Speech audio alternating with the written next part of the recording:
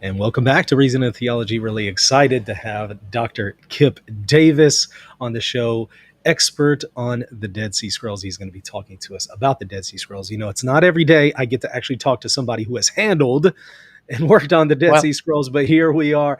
Welcome to the show. Such an honor we're to have you. we're not actually supposed to handle them, Right, Michael. right. But So how does that work? You put they on frown gloves quite a and bit yeah. on you actually touching them.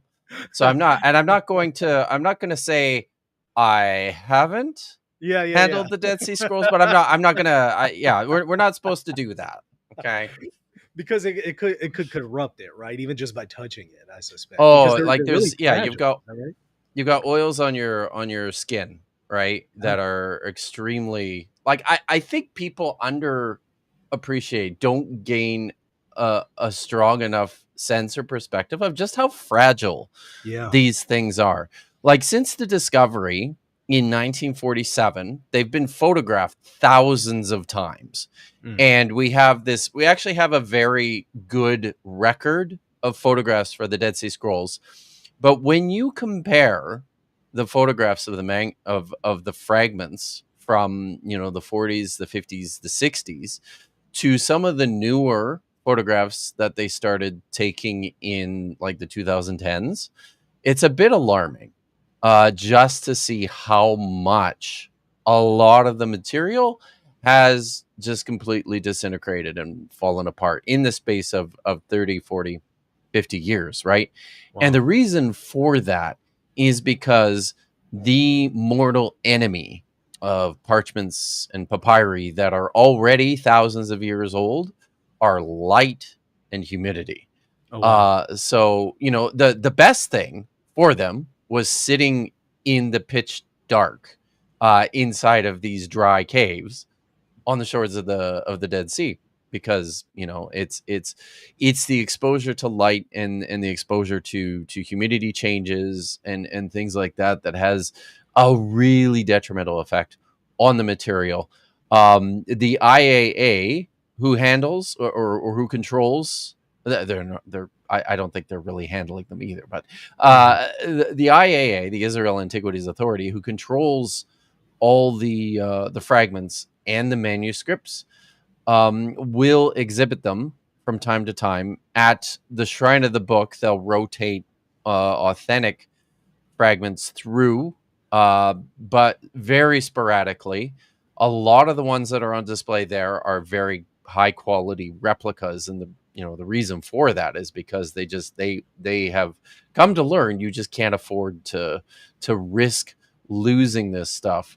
But if you've ever been to a Dead Sea Scrolls exhibit, you will notice right away that it's dark, and the lights where the fragments are under a fairly soft light in the dark. You can make your way through showcases and display cases, but the lights will turn off and on periodically, just Mm. because the light is that damaging to the Wow. material.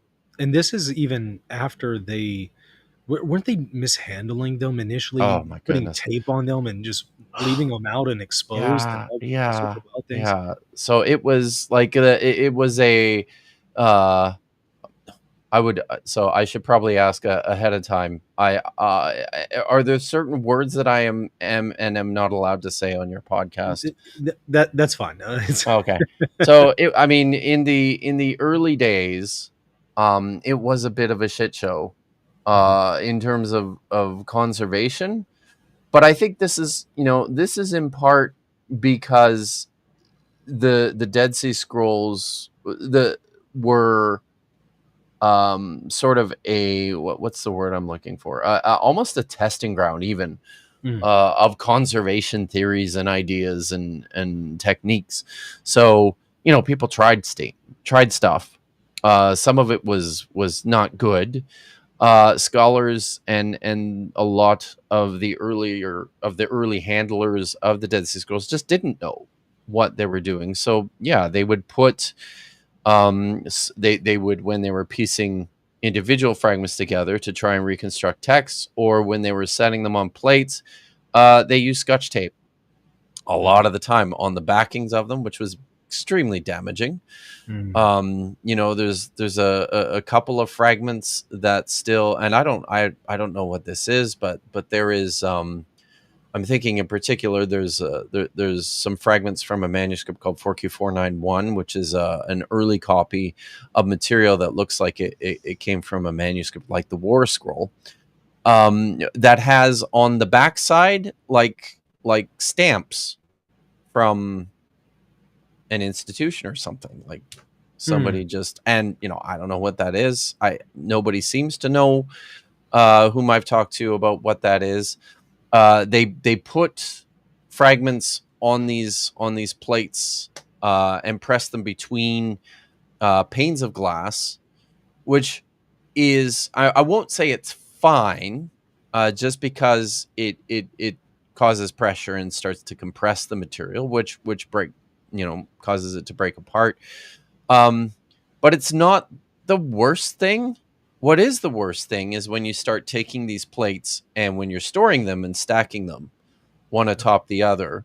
These Hmm. ones on the bottom are enduring, at this point, dozens of kilograms of weight, which is really compressing and crushing the manuscript fragments that are sitting on the bottom. So this is one of the things that was discovered, to the horror of members of the Israel Antiquities Authority, when in 1967 they entered the Palestinian Archaeological Museum for the first time, to look at the material that was left there. Stacks and stacks of these glass plates, one atop of the other.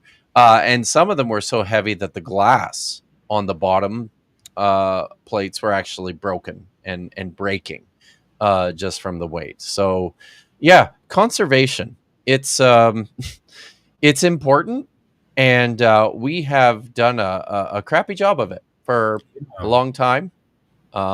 So, and this is one of the reasons. I'll just say this Mhm. quickly, and we can get into some of the Yeah. questions. But um, it, one of the reasons why the photographs that we have are so important, and why I think the photographs they've been taking now over the in this new project for the last 10 or 15 years at the Leon Levy Digital Library. One of the reasons these are so important is just because, eventually, this stuff is either going to get too fragile for us to actually investigate and work with, physically, or it is all just going to deteriorate and we're going to lose it. Mm. So the photographs are really important. Yeah, it sounds like it. And but those are, you know, sounds like going to be preserved pretty well, assuming we'll always remain a technological society, right? That's fair, right? We are at the mercy of our digitization. Yeah. So fingers crossed. Did you, by the way, say that? So the Palestinian authorities had the Dead Sea Scrolls prior to the IA? Do you want to get into some of the history If you don't now? mind, if you could Yeah, briefly go over, that would help a lot. for sure. And this is really, I mean, from my perspective, I've written a little bit about this. This is one of my little hobby horses, as a scholar, is the modern history of the Dead Sea Scrolls, their discovery, their publication, the scholarship, the politics, Mm. which is a big component of this. So Yeah. the first cave one, was discovered sometime around 1947 by Ta'amir a Bedouin. And we were not entirely sure how long it took from the point that they found the first 7 manuscripts there, until they actually managed to sell them to the first 2 um, brokers, owners of the Dead Sea Scrolls, and that was Iskander Khalil Shahin, otherwise known as Kando.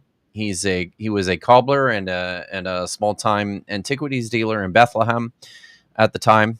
He purchased 4 of these manuscripts on behalf of a Syrian Orthodox metropolitan at St. Mark's Monastery in Jerusalem by the name of Athanasius Samuel.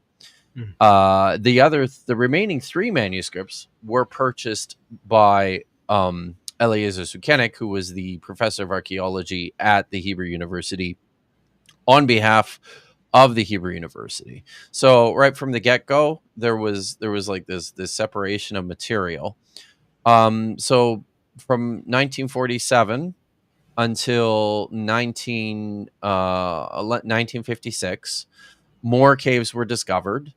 More manuscripts were discovered, mostly by Bedouin uh, tribespeople who were scouring the cliffs at this point and just looking for material. And they would bring them into the archaeologists who were stationed originally at the École Biblique, which is the French Dominican School of Archaeology in East Jerusalem. But the collection itself was moved in fairly short order in that time to the Palestinian Archaeological Museum. At this time, this all happened right around the time that the Palestinian mandate, the British mandate for Palestine, ended in the area. The state of Israel declared independence, and they had also brokered an agreement over this time to separate the Israeli territory from Palestinian territory. So in the early going, the Palestinian Archaeological Museum, also known as the Rockefeller Museum, was located in Palestine, in the West Bank, in Oh, East Jerusalem, right?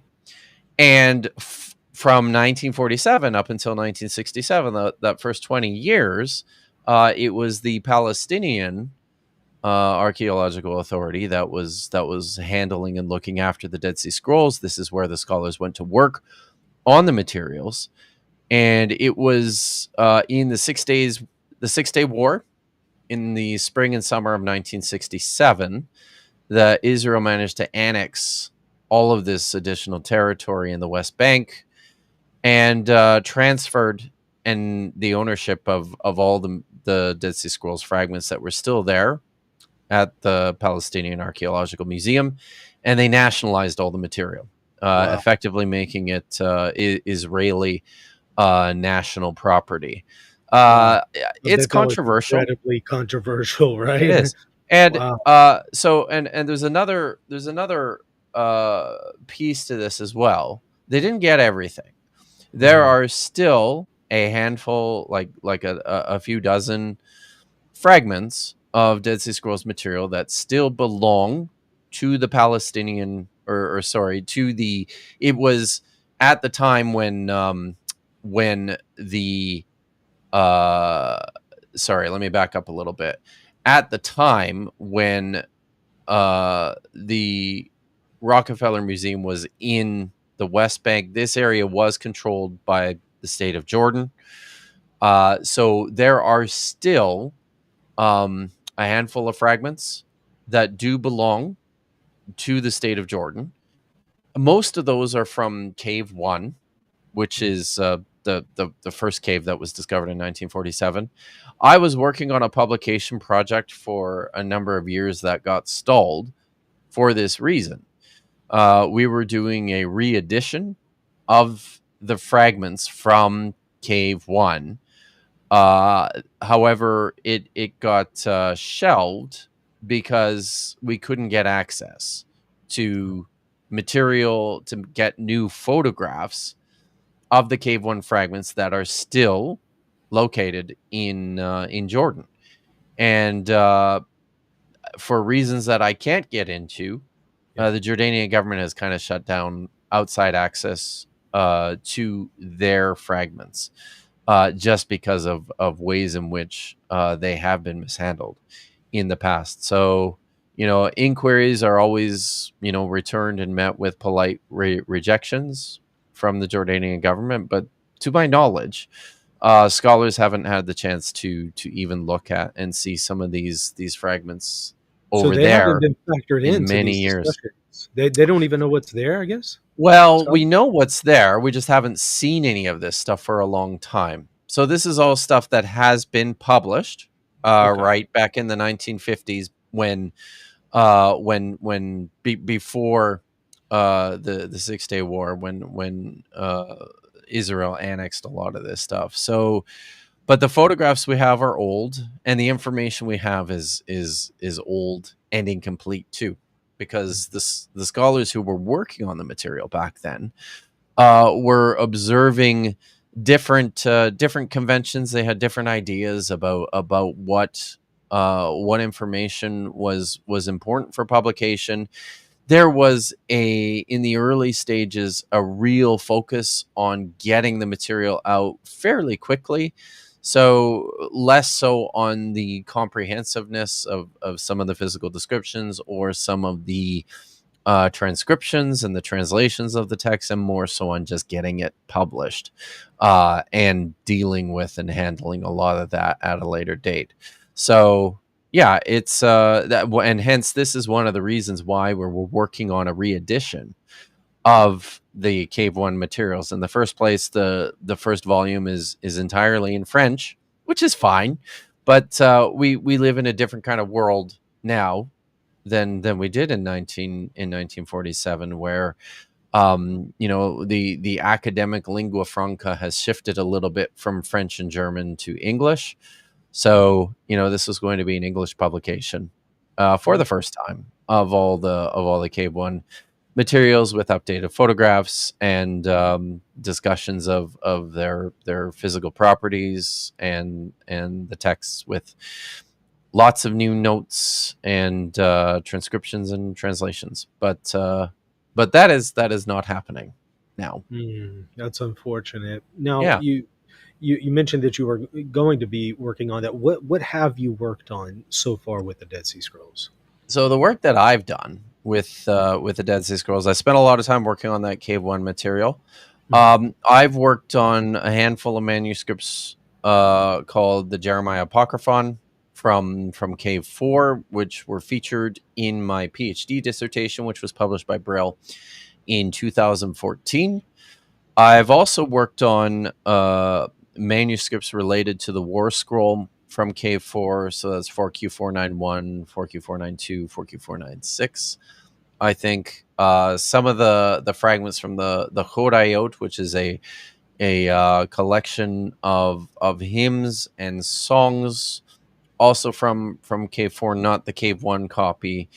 So that's a lot of what I've done. Oh, I should also mention I've done quite a bit of work on one of my favorite manuscripts, which I'm sort of obsessed with, is 4Q70, 4Q Jeremiah A, is a manuscript copy of the Book of Jeremiah, a fragmentary manuscript copy of the Book of Jeremiah, which is intensely interesting because it is the oldest copy of the Book of Jeremiah in Mhm. existence, in human existence, and it is one of the oldest biblical manuscripts in existence. It dates conservatively to the beginning of the 2nd century BCE. Potentially, it's as old as the 3rd century BCE.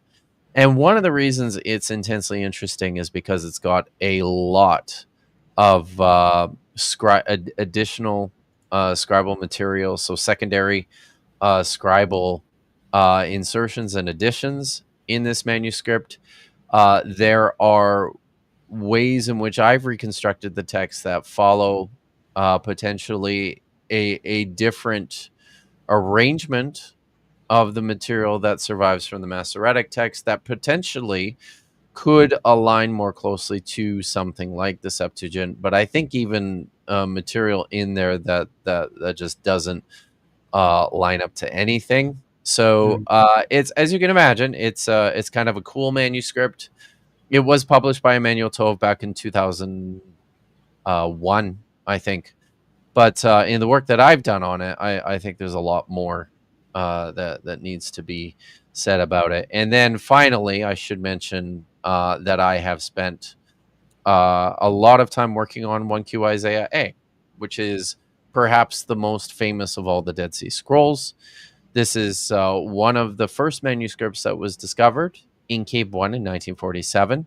It is a complete, intact copy of the entire book of Isaiah from chapter 1 through chapter 66.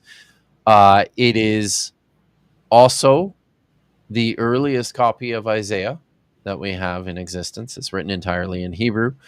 It's a tremendously well preserved manuscript. It's one of the only complete manuscripts that we have in the Dead Sea Scrolls from the Judean desert period.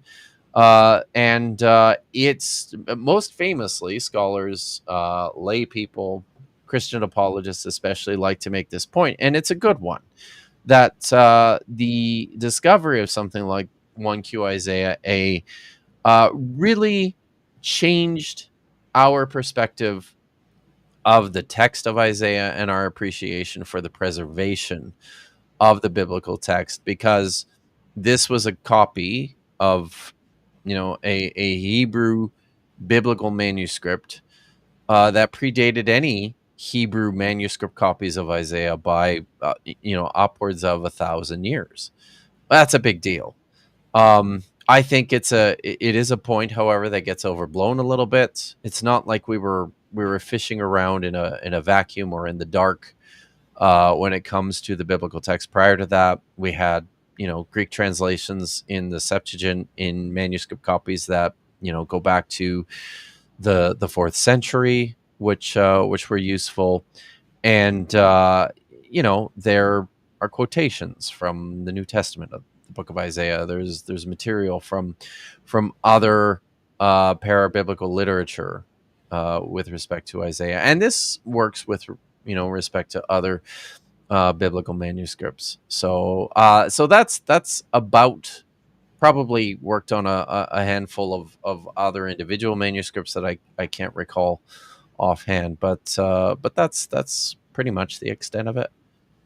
Now, when the Dead Sea Scrolls were discovered, the readings that they contained in various passages of the Old Testament, how did they fare and perhaps line up or not line up with previous or what we had before, like the Leningrad Codex? That pretty Hmm. much was the earliest that Yeah. we had for the Masoretic text tradition until the discovery of the Dead Sea Scrolls. How did they line up or not line up with that? Well, because there's so much material, and because the composition of the entire collection is comprised of all sorts of different fragments and manuscripts from a variety of different caves. I'll just provide some clarification here to more so what we're talking about when I talk about the Dead Sea Scrolls. When you hear people talk about the Dead Sea Scrolls, you can understand this in a couple of different ways. When I talk about it, usually I'm talking about uh, Judean uh, Judean manuscripts that were excavated from the desert of Judah. So that's Hmm. basically anything up and down the shores of the Dead Sea, predominantly, maybe exclusively, all on the western side of the Dead Sea. So there have been a handful of find sites that meet this description. Most of the material came from a place we call Qumran, where scholars have identified 11 caves and designated caves 1 through 11 very creatively. Qumran caves 1 through 11. But there's other sites too. Sites like Nachal Hever, sites like Murabat, sites like Matzadah. These all contain Judean manuscripts which date back to the second or first century CE, or even as early as the first century BCE. There's another site called Wadi Seir, where there were a couple of manuscript fragments discovered. So there is a pretty extensive wealth of material. Not all of it is related to one another. So like at a site like Matzadah, this is a smaller collection of manuscripts that is fairly distinct from those manuscripts that we discovered at Mutabat, even though it's relatively close by, or further north up the Dead Sea at Qumran.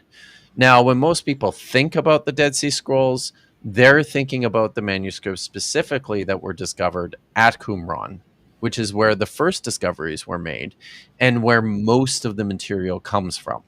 So the manuscripts that we have that were designated from Qumran, from these 11 caves, are located within a 1.5 kilometer radius of the site of Qumran, which is ruins of what was originally a Hasmonean fortress, but was turned into some sort of residence occupied, we believe, by a group of ascetic Jewish elites known as the Essenes, who wrote and collected most, if not all, of the material that was found in these 11 caves.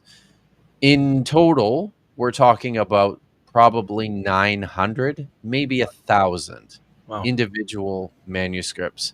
Now, they're all fragmentary, All right. meaning we're talking about tens of thousands of individual fragments that scholars have spent the last 70 years painstakingly trying to piece together in order to reconstruct individual manuscripts that once existed there.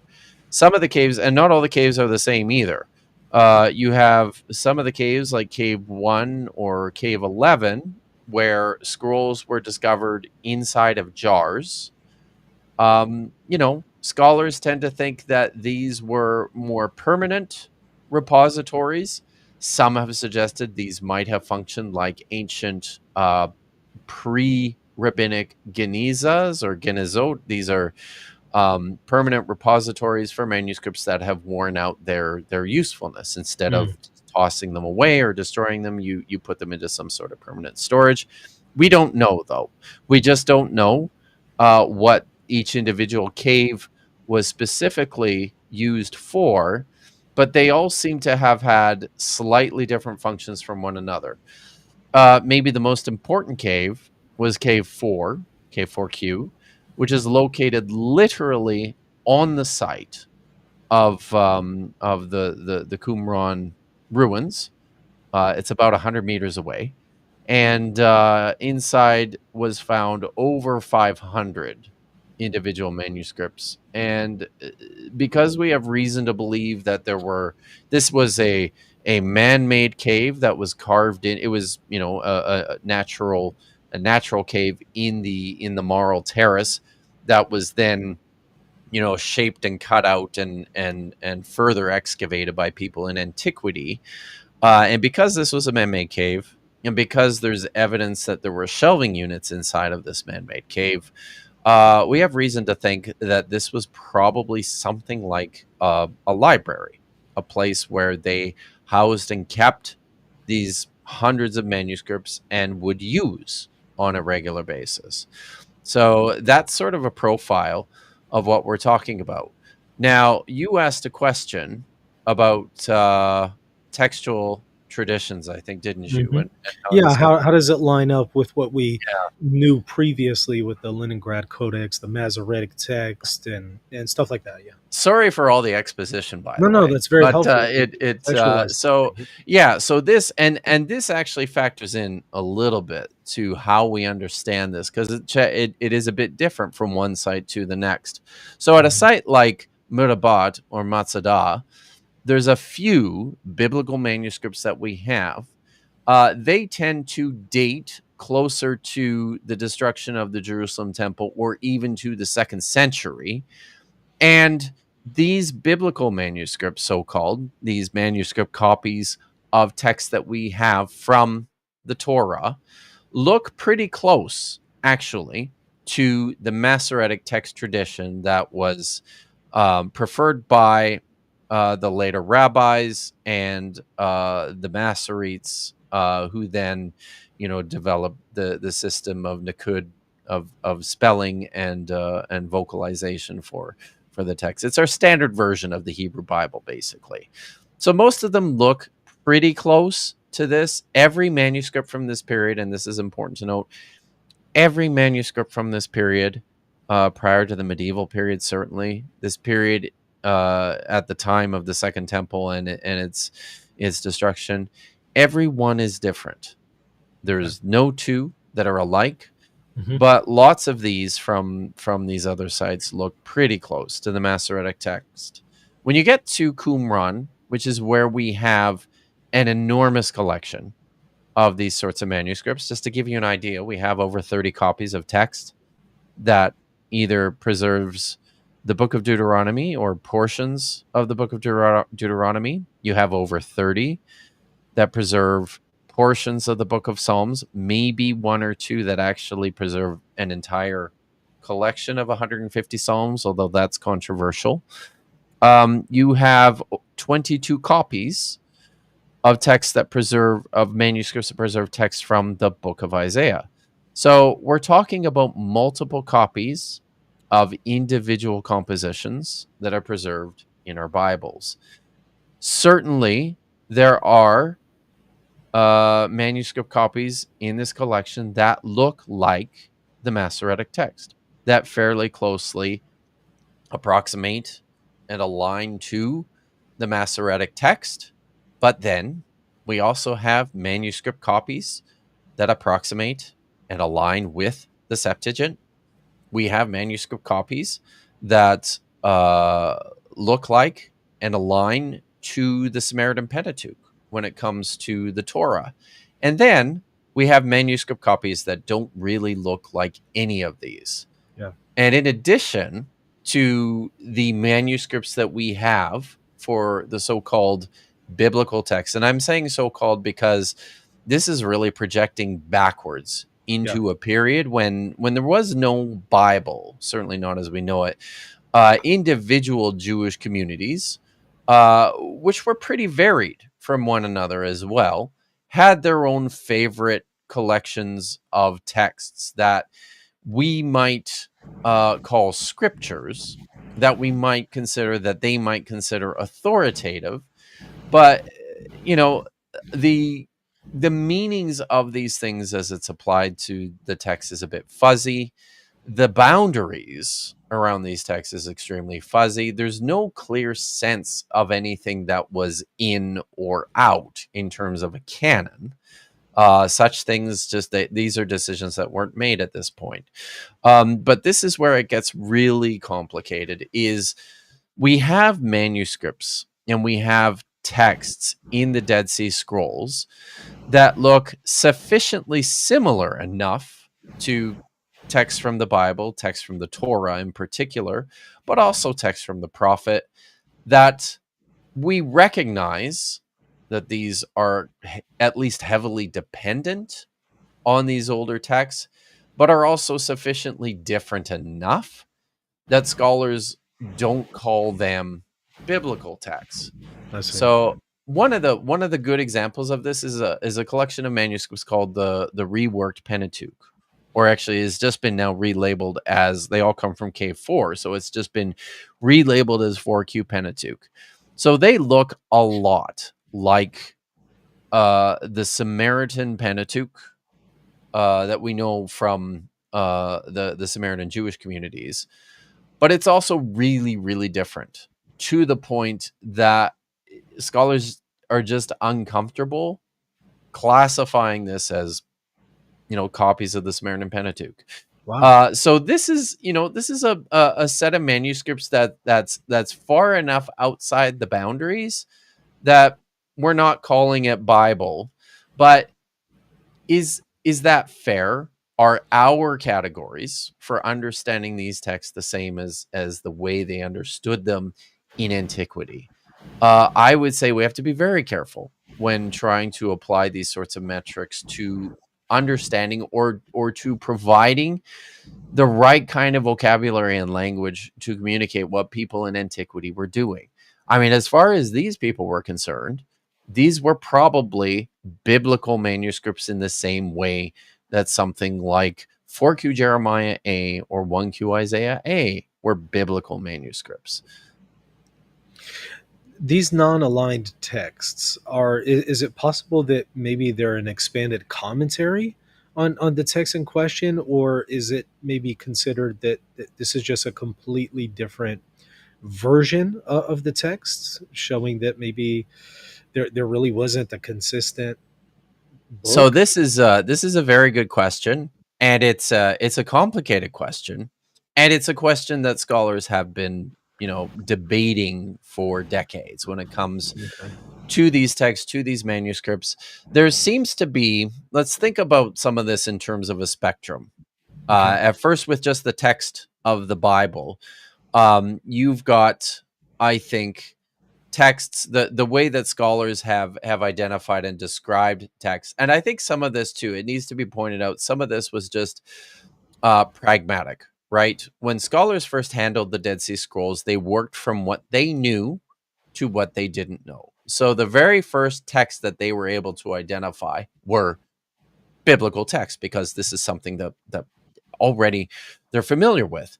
They also found copies of manuscripts for works outside the Bible that we already knew of, things like First Enoch or Jubilees, or the Testament of the 12 Patriarchs, things like this, right? Book of Ben Sira. There's a couple of Hebrew copies of that, which is really cool. Um, so things like this, right? But then there's all sorts of stuff that we had never seen before that we're seeing for the first time. So the way scholars classified this material is, in the first place, they decided we have biblical manuscripts and non-biblical manuscripts. So anything that is a copy of something that exists in a canon, a later canon of scripture, like the Eastern Orthodox or the Roman Catholic or the Protestant canon of scripture, uh, we can call those biblical manuscripts. But then, and it actually ended up mostly being the Protestant canon of scripture. Anything that was outside of that, so, copies of, there's Aramaic copies of the Book of Tobit, there's copies of Enoch and Jubilees and Ben Sira. So any of these manuscripts that we already knew of, but doesn't belong there, we're going to call these non-biblical manuscripts. I think with the full recognition of how problematic this was, but then also included in this non-biblical manuscripts, we're going to make some new categories, and we're going to attach labels to them. Things like parabiblical, which is close. It's like a paraphrastic retelling or version of something that looks like it's biblical but is not quite biblical. We have commentaries, so called. There's a number of very fascinating manuscripts from the Dead Sea Scrolls, which have been identified as Pesharim. These are probably the oldest, earliest approximations of things that we have that look like modern day commentaries, where a scribe would cite a chunk of text from the Bible, from an ancient prophet mostly, although there's commentaries on the Psalms as well. And then, after citing verbatim this chunk of text, they would then go on to provide a separate commentary on what is taking place within this chunk of text. So this is clearly an intentional interpretive uh, effort, and the ways in which they're distinguishing the source text from their interpretation probably says something about their mindset and their understanding of the text that they're citing from. But then we have other texts which seem to be developing in that direction, but not quite there. So there are other texts that will incorporate what we might consider interpretive elements directly into the text itself, building this kind of paraphrase, rewriting older scriptures in a more contemporary way, but with additional and material that's just been kind of dovetailed into the text. But then also includes some of these places where chunks have been cited and then direct interpretations have been applied to them. A good example of this is in something called, it's the catalog number is 4Q 252. This is a manuscript that my Dr. Fodder, George J. Brooke, did his PhD work on. It's called the Commentary on Genesis. And it looks like an early stage when this so-called Pesher exegesis was still in development. So they seem to be moving from just inserting our own ideas directly into the text and making a new text.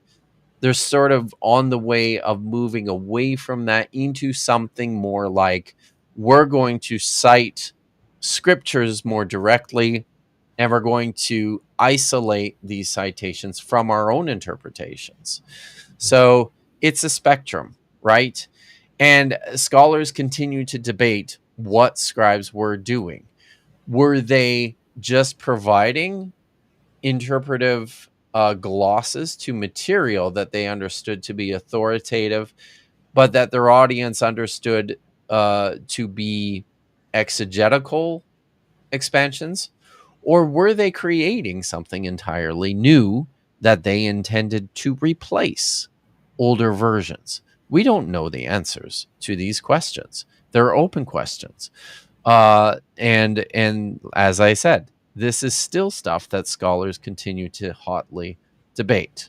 It seems like there's another option here too. They may have. It sounds like potentially they could have just been copying down something that a previous community had already altered or had itself, and so it seems like that's a possibility too. Certainly, certainly. I Yeah. think I Wow. think that's right. But one of the things that observing the handling of these so-called biblical manuscripts Hmm. in line with a lot of the stuff that we consider to be exegetical, Hmm. and looking all of this stuff together, I think it provides a strong appreciation. And this has been where the scrolls have been exceptionally valuable to the field of textual criticism, as well as to our understanding of scribal practices in early Judaism, which are two things that I really specialize quite a bit in. The ways in which the scrolls have been exceptionally helpful have been in terms of refining our own models for how biblical texts, how the early transmission of scripture occurred, even in the period prior to the Dead Sea Scrolls. We can use texts that we discover at Qumran as analogs for trying to figure out, trying to piece together what the earlier scribes were doing with their material.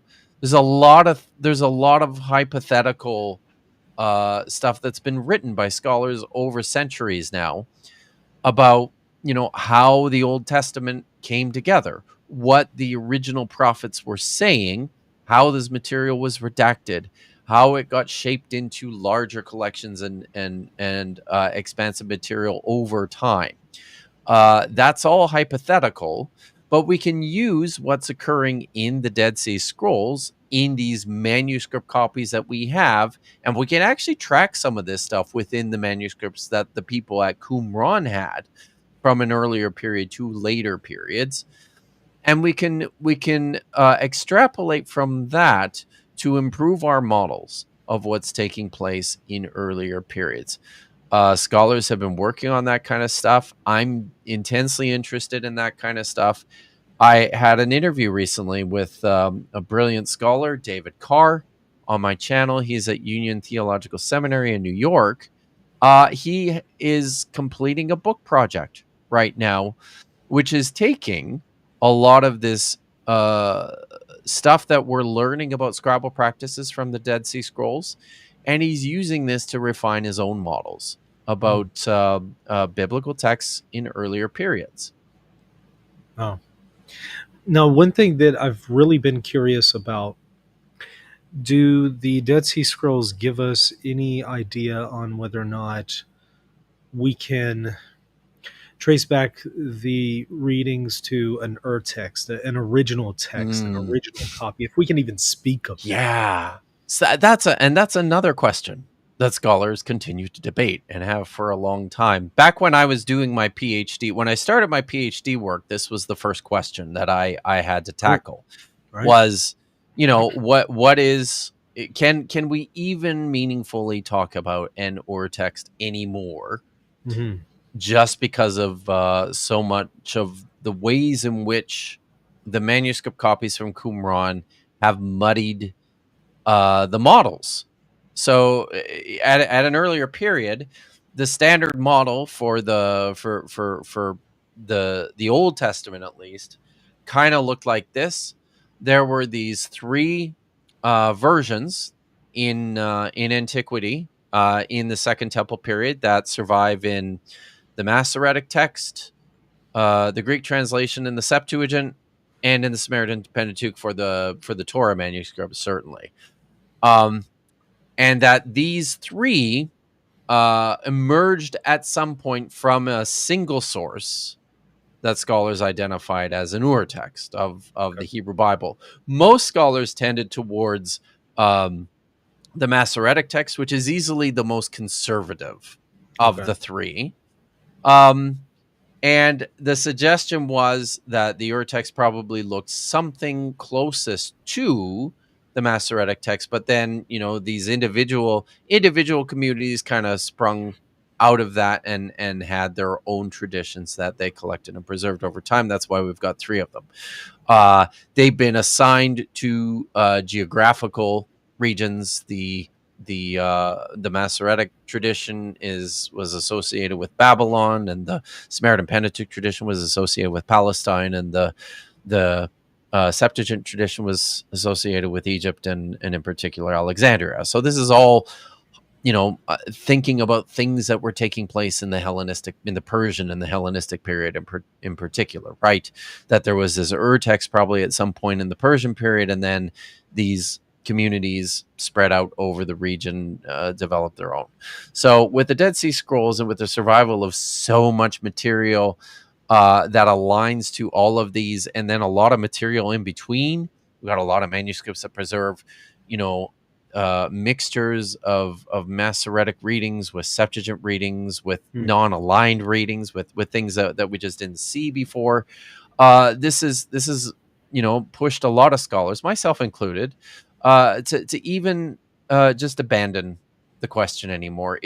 There's just too much mud at this point to be able to meaningfully isolate and identify an urtext.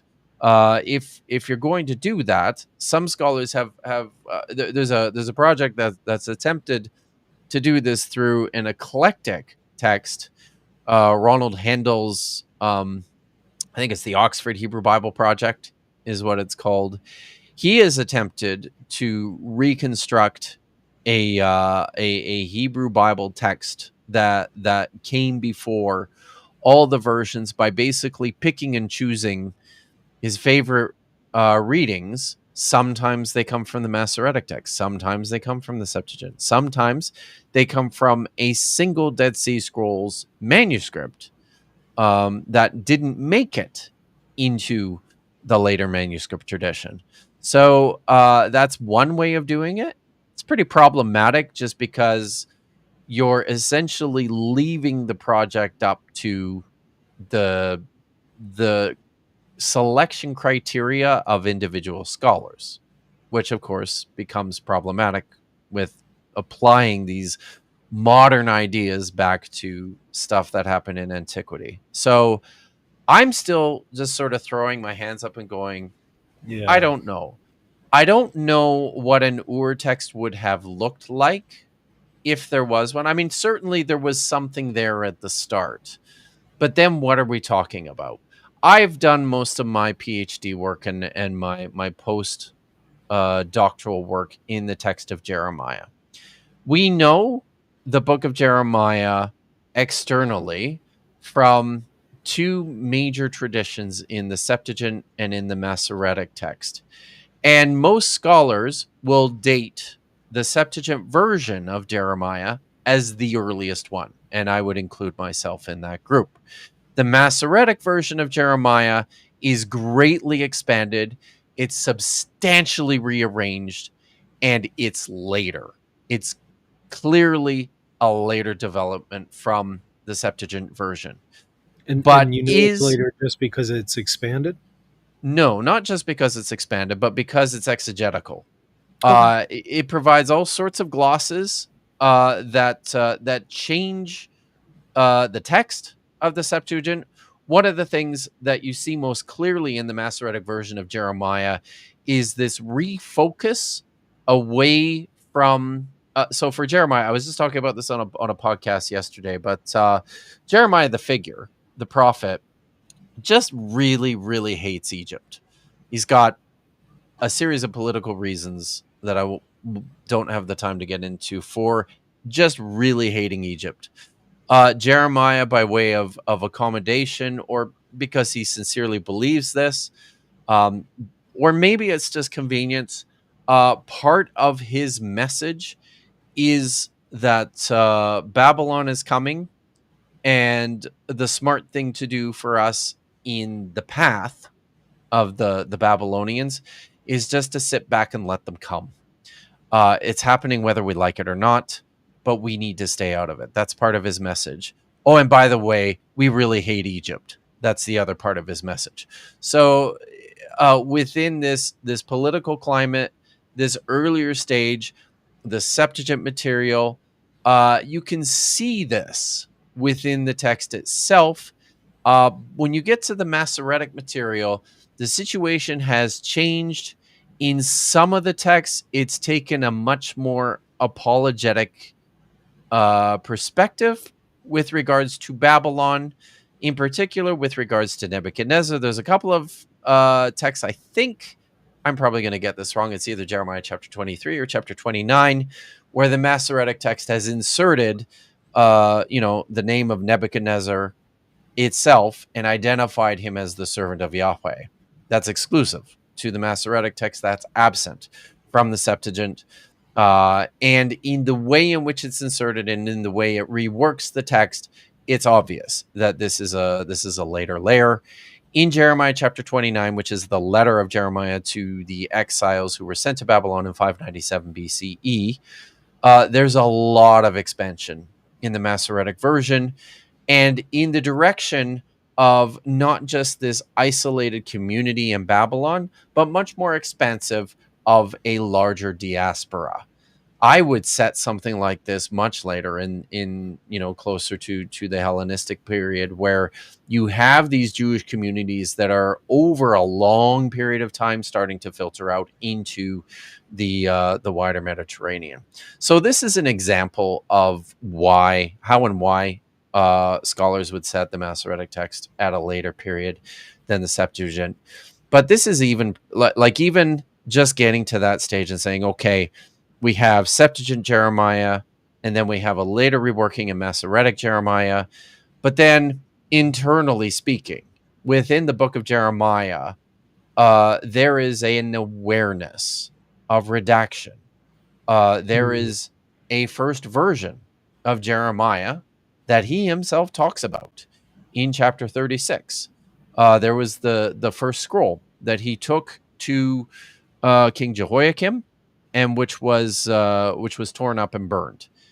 And then Jeremiah had to sit down with his friend, the scribe Baruch, and rewrite everything that he could remember from his original version.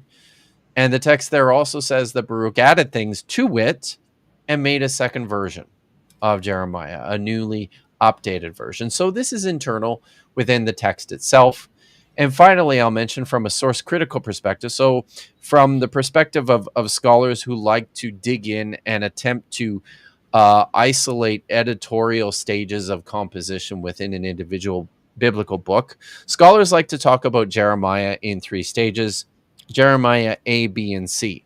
Jeremiah A material is the stuff that scholars like to isolate and attach to Jeremiah himself at the earliest stage. These are mostly oracles from chapter 1 through chapter 28. Is Jeremiah A. Jeremiah B material tends to be things that scholars view as a second stage. Perhaps this is part of the second scroll that Jeremiah and Baruch put together themselves, but this includes things like the confessions of Jeremiah, which are scattered between chapters 11 and 25, 26, I think, and then also the oracles to the nations. So that's Jeremiah B. And then you have a further editorial layer scholars like to talk about as Jeremiah C. And this is really, really strong, theologically clear Deuteronomic material. It's almost like Deuteronomy on steroids within the text of Jeremiah. Um, and scholars tend to look at this as, even a post Jeremiah stage of construction within the book, where later editors are reworking a lot of this earlier Jeremiah stuff and making it even more strongly Deuteronomistic than what Jeremiah held. And I certainly believe that Jeremiah was an enormous proponent of Deuteronomy. He was a huge fanboy of Josiah. He pined for the old days of Josiah and Josiah's religious and political ideas, which were not happening at the time of Jeremiah, which is also why he was so upset. So it's an extremely complicated picture. And within this extremely complicated picture, I'm going to bring us back to this question. What are we talking about when we're talking about an urtext? Yeah. An urtext you could attach to any one of these stages, Yeah. which is why I think it's kind of a meaningless term. Just because let's maybe a better way to put it is like this: at every stage of major development in this process of redaction and textual transmission, there is a new urtext. And urtext are replacing urtexting, or urtexten. Sorry, it's German. It's not Hebrew. Um, Right. so it's at that point then the word itself kind of loses its meaning and its usefulness. So I much prefer just to talk about uh, the text traditions that we have and theories about development that predate these. Yeah. Certainly, there was something there in the beginning, but the ways in which these texts were handled and transmitted over time is just way too dynamic and varied to be able to connect the dots and trace the lines as clearly as we'd like to. Yeah, it sounds like the earlier one goes back, the more dynamic the text is, and I guess maybe that's one of the reasons why it seems like Emmanuel Tov thinks that it's pretty hard to get to an or text and Yeah, maybe even impossible. yeah. Um, you Now, mentioned. Oh, go one of ahead. the things I'll just say this too quickly, and one of the things that the Dead Sea Scrolls have done, they've sort of thrown a wrench into the ways we even calculate the time and the periods a lot of this stuff is taking place. Right. One of the really interesting things I mentioned the manuscript copy of Jeremiah that I'm absolutely obsessed with. A couple of these major insertions within this manuscript are what I would identify as Jeremiah C material, but stemming from a period that I would then date to the 2nd century Hmm, BCE. Now, this is a lot later than yeah, anyone ever imagined for when this kind of reduction was taking place. But I think it raises serious questions about, our perspective of things that are taking place even within the Hasmonean period and before that. It when it comes to the text of the Hebrew Bible, I think there just needs to be some careful recalculation and reconsideration of what was happening to the text within this really critical period of history when the Hasmoneans were in the process of implementing this strong program of nationalization of their form of Judaism, which included their text, which was probably the Masoretic text. But there's these other communities, you know, the Samaritan community in particular. Not sure if you or your audience are aware of this, but prior to the Hasmonean reforms beginning in the 2nd century, mid 2nd century BCE, there was a thriving Jewish community, which was designated Samaritan by the Hasmoneans as kind of a pejorative, that had their own temple with their own rituals and their own texts at Mount Gerizim, and the Hasmoneans went and destroyed it. So this is one of these things that has had an enormous effect on even just the way we understand the interplay of these text traditions within this highly charged political religious climate that extends all the way into, the second century, the first century BCE, and beyond. Well, I have a couple quick follow up questions here before we Sure. get to some Sorry others. about that. No, no, that's okay. So you're mentioning the Samaritans here. One thing I heard from some scholars for them to argue for the reliability of the transmission of the Old Testament or the Pentateuch is they'll say, well, look, you got the Samaritan Pentateuch and it's remarkably Mm. similar to the Masoretic text, and they'll say, well, look, these are independent communities, but they have a remarkably similar text, and therefore there had to be some more text that shared all this in common. So Something, yeah, yeah. and I think that's probably in broad strokes true, on some level. Um, Now it, yeah, and I should probably just say that much. I think I know that some scholars have attempted to push this all the way back to like the seventh or the eighth century, as a means to separate and distinguish a Samaritan tradition from a Jewish tradition that goes all the way back to basically the destruction of the Northern Kingdom. I think that's extremely optimistic.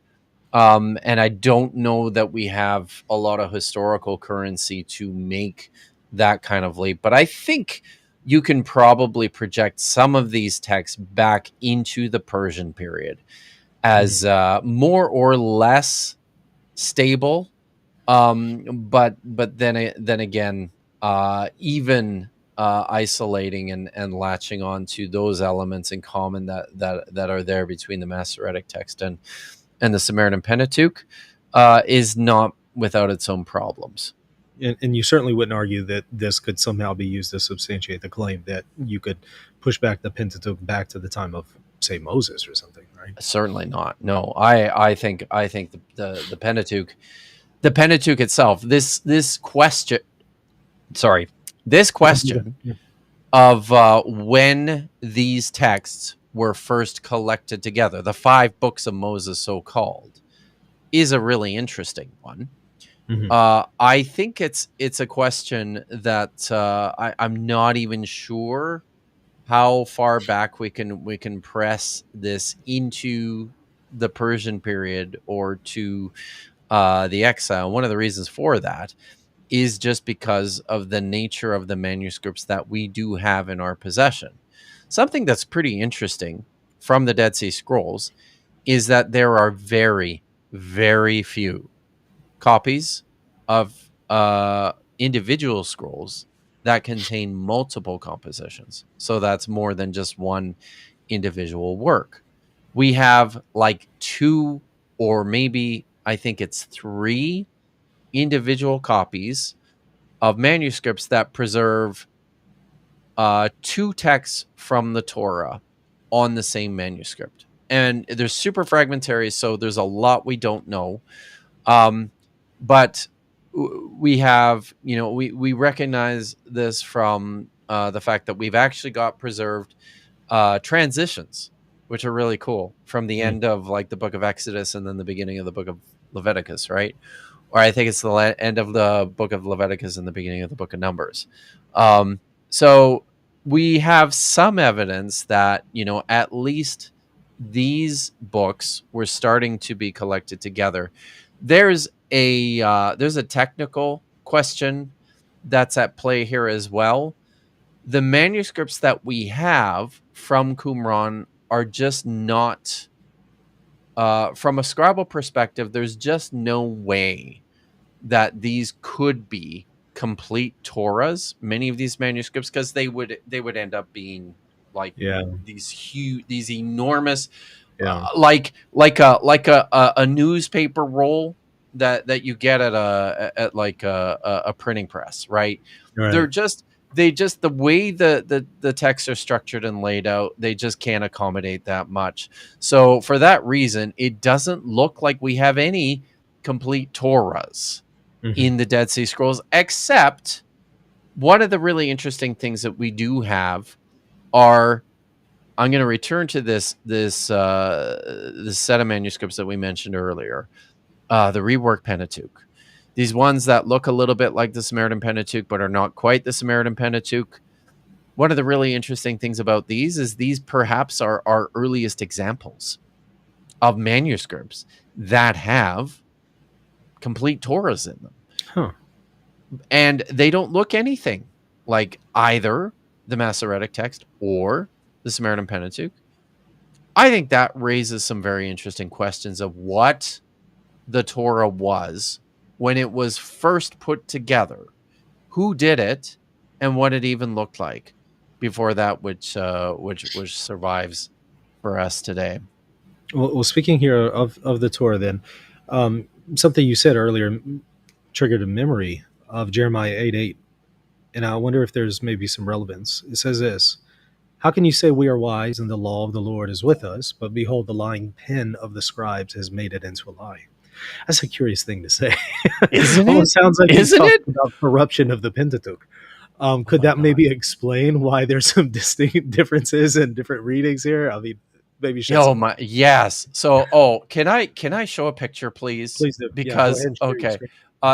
it's gonna just give me. I need a second to pick this up because I think I have a vivid a vivid illustration of what you're talking about, Really? and Okay. and what I love here. Yeah. Um, I just have to find it here quickly. Sure. No So, problem. and I'm gonna come back to this manuscript copy of Jeremiah that I love, 4Q Jeremiah A, because there's a really important fragment here that preserves the very text that you're talking about. Um, and I think I don't know what to do with this, but I think it's really really interesting. So Mhm. I'm just going to share this. Sure. All right, can There it you is. see that? Sure can. Okay, so this is what we're looking at here is a fragment from 4Q Jeremiah A, and just to kind of walk through what people are seeing, this preserves text from two columns. And the text on the right hand side is from a column containing text from Jeremiah chapter 7 and Jeremiah chapter 8. The text on the left hand side is from Jeremiah chapter 9. And then you'll notice something really interesting where you have an Aside from the tape enormous, there, is that tape? that's tape on the top. Yes. Yes. But that tape is not attached to the fragment itself. That's Okay. that's attached to the backing. You can see the Okay. backing behind it. So this is not the Scotch tape that was Uh-huh. applied by Okay. by the Scotch. So, um, but what you'll see there in the middle between the two columns is text that runs down the Yeah. vertical Yeah. in a smaller, so it's written smaller. So this is a large scribal insertion Yeah. that has been added probably 100 years after this manuscript was originally written. Mhm. Now, I don't know if this is by happenstance. I don't know if the scribe here was communicating some sort of meta text in doing this, but you'll notice in the fourth vertical line running down the column, he's writing Hashemayim Masher. Uh, I can't even read that because is that a bit? Yeah, it's too hard for me to read that one. As he's writing his text, he ends up running into text from the column. You see there where he has to kind of jump over it Mhm. and move on down and continue beyond that. Isn't it interesting that the text he has to skip over and add and continue his insertion on the other side of is from Jeremiah 8 chapter 8. Is that right? The lying Wow. pen of scribes that lies. That's the verse. Isn't That's the that first. wild? that Isn't that is, and wild? I wonder if the intention of part of the scribe here was to add what he thought belonged to the original text, and perhaps he's attempting to correct the previous scribe. So maybe he felt like the previous scribe didn't have a complete version, and so he has to add it. And Who knows, right? I mean, I think it was whether this was he's like, well, this is just a parenthetical comment. I tend to think, based on the nature of what he was saying, that entire section that he added from Jeremiah 7:28 to 8:4 is like this very harsh Deuteronomistic oracle about not worshiping the Baalim and destroying all the cult sites and exposing all the graves of the kings and the prophets. Like it's a very serious oracle. I just don't think that's the sort of thing you add in there as a parenthetical comment. I think if you're including something like that, you're serious about this very serious oracle. So yeah, we can continue to debate what the scribe is doing, but to your question about Jeremiah 8:8, I think that there, within just the redaction and the transmission history of Jeremiah, there is a very interesting question here with regards to Jeremiah's understanding of the transmission of divine oracles. Did he actually write any of this stuff down? Did he understand his own words as a prophet of Yahweh to be contingent on what he uttered versus what was spoken, versus what was written and recited? These are all very interesting questions. One of the expressions that Jeremiah uses on a regular basis, one of the expressions that a lot of biblical prophets will use, is that Yahweh put the word in their mouth, mm, um, and then they recited it in the ear and the hearing of whoever was listening. This is the way it's described when Jeremiah reads when the scroll is presented to King Jehoiakim. It says, that the scroll was read in his presence. So it's not like he took it and looked at it. Somebody is reciting it to him, and again, in his hearing, in mm. his ears. So I think there are important questions to ask about how people in antiquity understood this exchange between the spoken word and the written word. Uh, at the same time, there's evidence from within the biblical text itself that some people understood that writing contained numinous properties, almost Mm. like magic. Like when you commit things within a broader context, right? Within an ancient Near Eastern context, in Mesopotamia in particular, and also in Egypt, writing things down writing is almost viewed like divine, like divine encoding. It's a gift from the gods. It's this special thing that you can only learn in the temples. Right. It's very exclusive. Common people look at it and don't understand it. It's mysterious, right? It's cryptic. Um, how much of that transfers into certainly the early stages of composition for a lot of these texts, these texts that we now have in our Bible? I think this again is an intriguing question that we just don't have an answer for. I have so many questions, but I want to be respectful to your time, so let me reduce it to just a We few we here. can we can go a little bit past Oh, okay. the 90-minute mark too. I'm Okay. fine with that. This is fun. So Okay. Yeah. Good. I appreciate that. So sometimes I've heard people say, "Well, look, these variants don't impact doctrine." hmm. Would you agree with that, or do you think that there are some instances that, in fact, would impact theology of doctrine? That's a hard question to answer. Um, I would have to say, I think it's entirely dependent on the doctrine you're talking about, Okay, that's fair. right?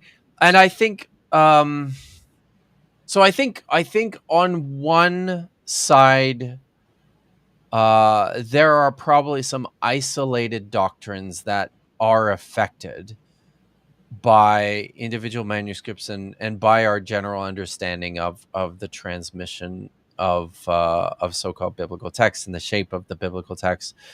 Modern Protestant doctrines, certainly more fundamentalist, conservative, evangelical understandings of inspiration and inerrancy, I think, are directly affected by this, just because it has major implications on what we understand to be scripture Hmm. in the first place.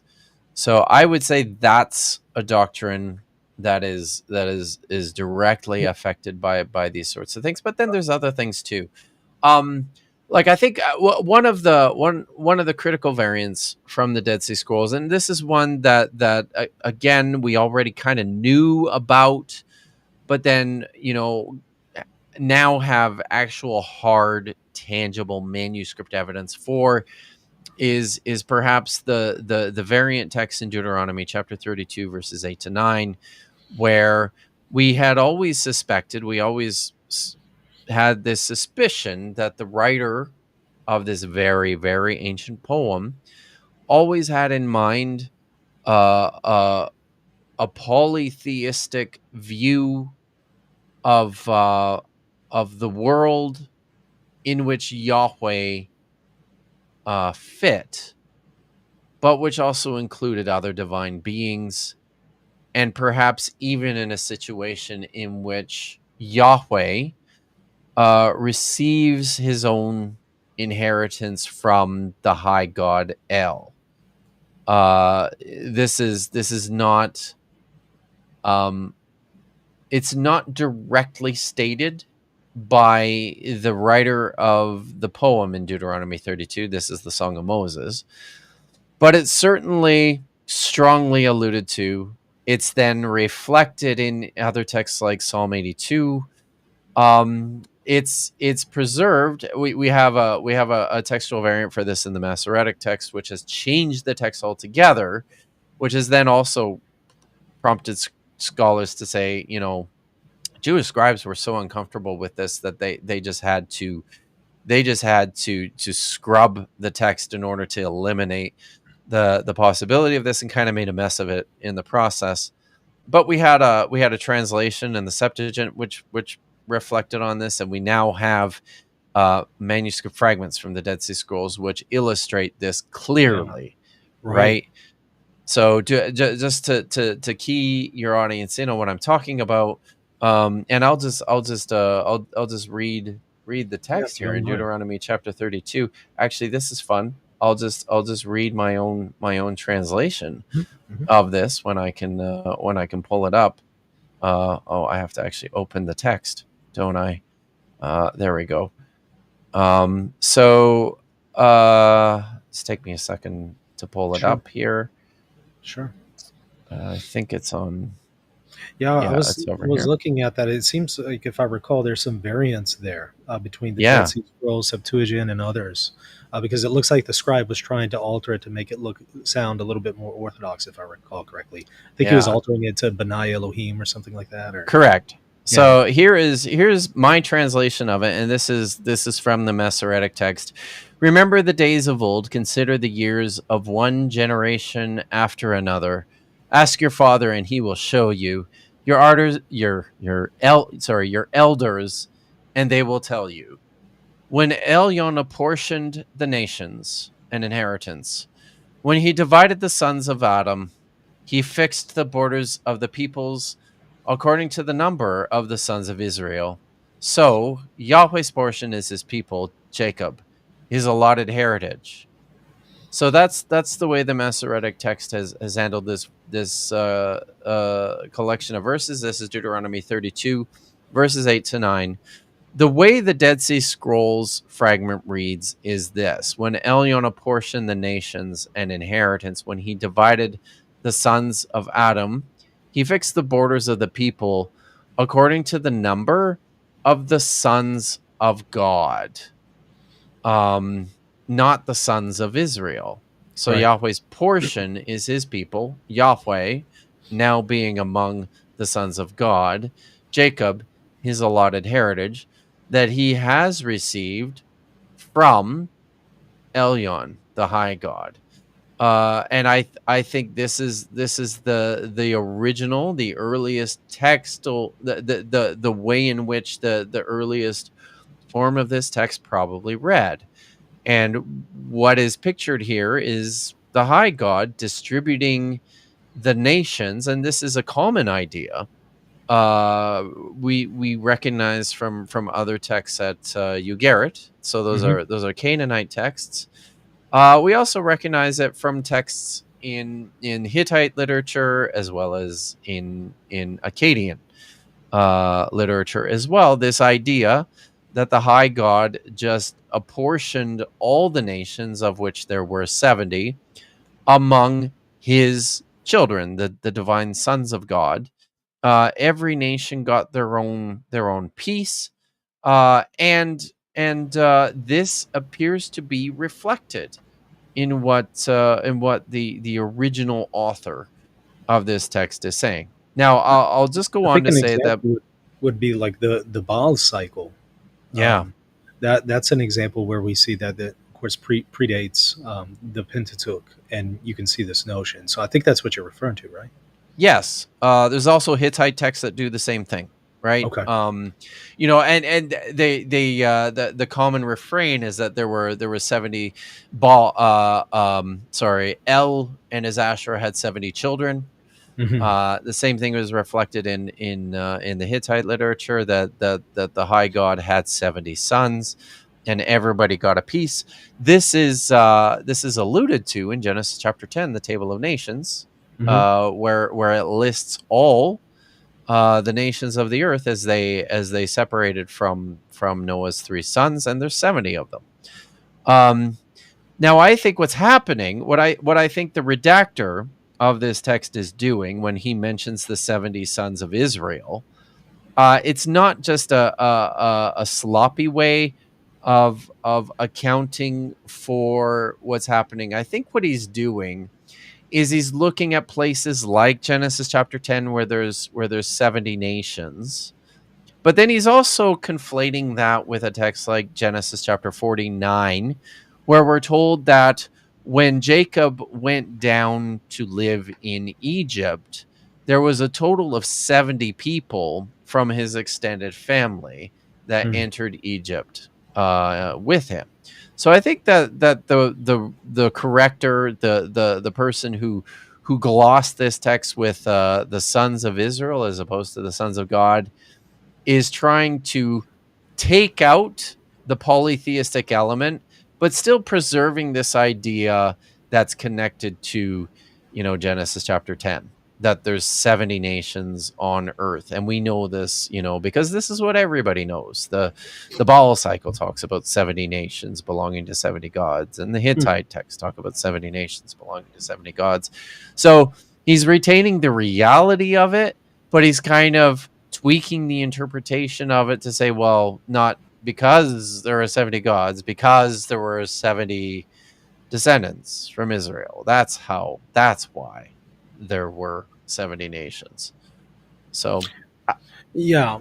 Now, so, but it kind of seems to boil down to, aside from scribal alteration, it seems like it mhm. boils down to interpretation when you just consider the text. Because I've seen some people try to interpret by saying, okay, Elyon here is Yahweh.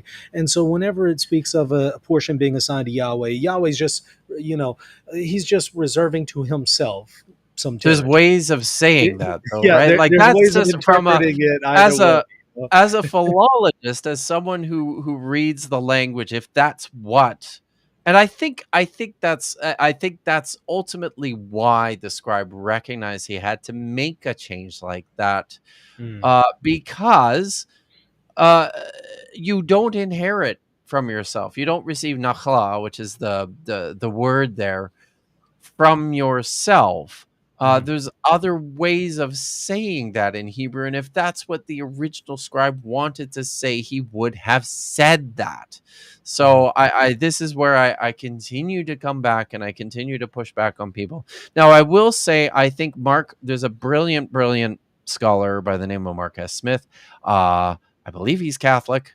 I might be yeah, wrong of yes. that. Yeah. But he has written extensively about this text. He knows this material a million times better than I do. He has made, I think, a very good case to say that what the scribe is doing, the original scribe, the first writer of this text, is he's got what we have in Deuteronomy is a version of an earlier poem, and he is tweaking it in this direction. So he says that already at this stage, the scribe is trying to get away from Mm, the implications of this, mm, which is why it's phrased in some of the ways that it is. It's why so much of it appears in the passive voice as opposed to the active voice.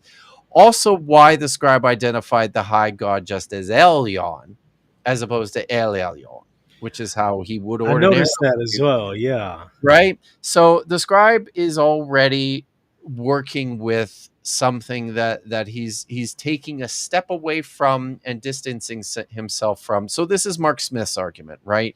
Right. Mark Smith clearly believes, and I continue to have to remind some Christian apologists about this. Mark Smith clearly believes that this scribe is drawing from this ancient tradition already within Israel, that El Elyon distributed nations to his children, including Yahweh. Mhm, Clearly, that's what he's working with. That's what Mark Smith is saying.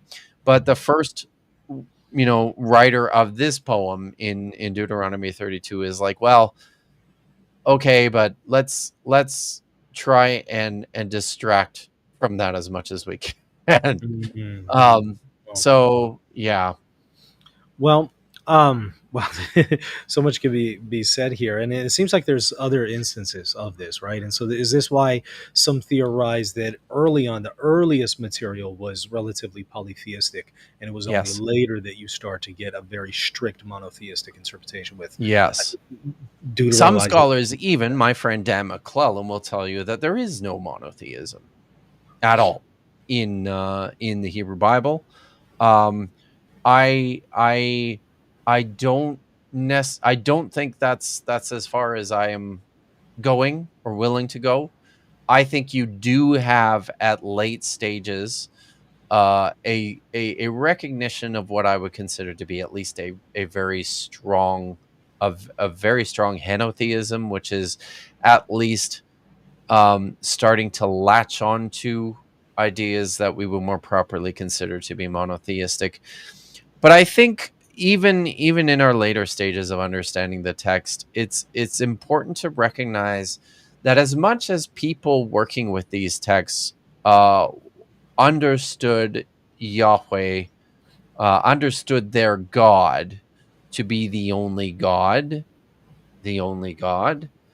um, they're still operating in this world that they've inherited from polytheistic models. And the world in which they're operating is still one that is overrun by, let's call them, divine beings. Sure, they may call them angels now, or they may call them um, demigods, or something of that respect. Some of the language we have from the Hebrew Bible is already ranging in this sort of direction.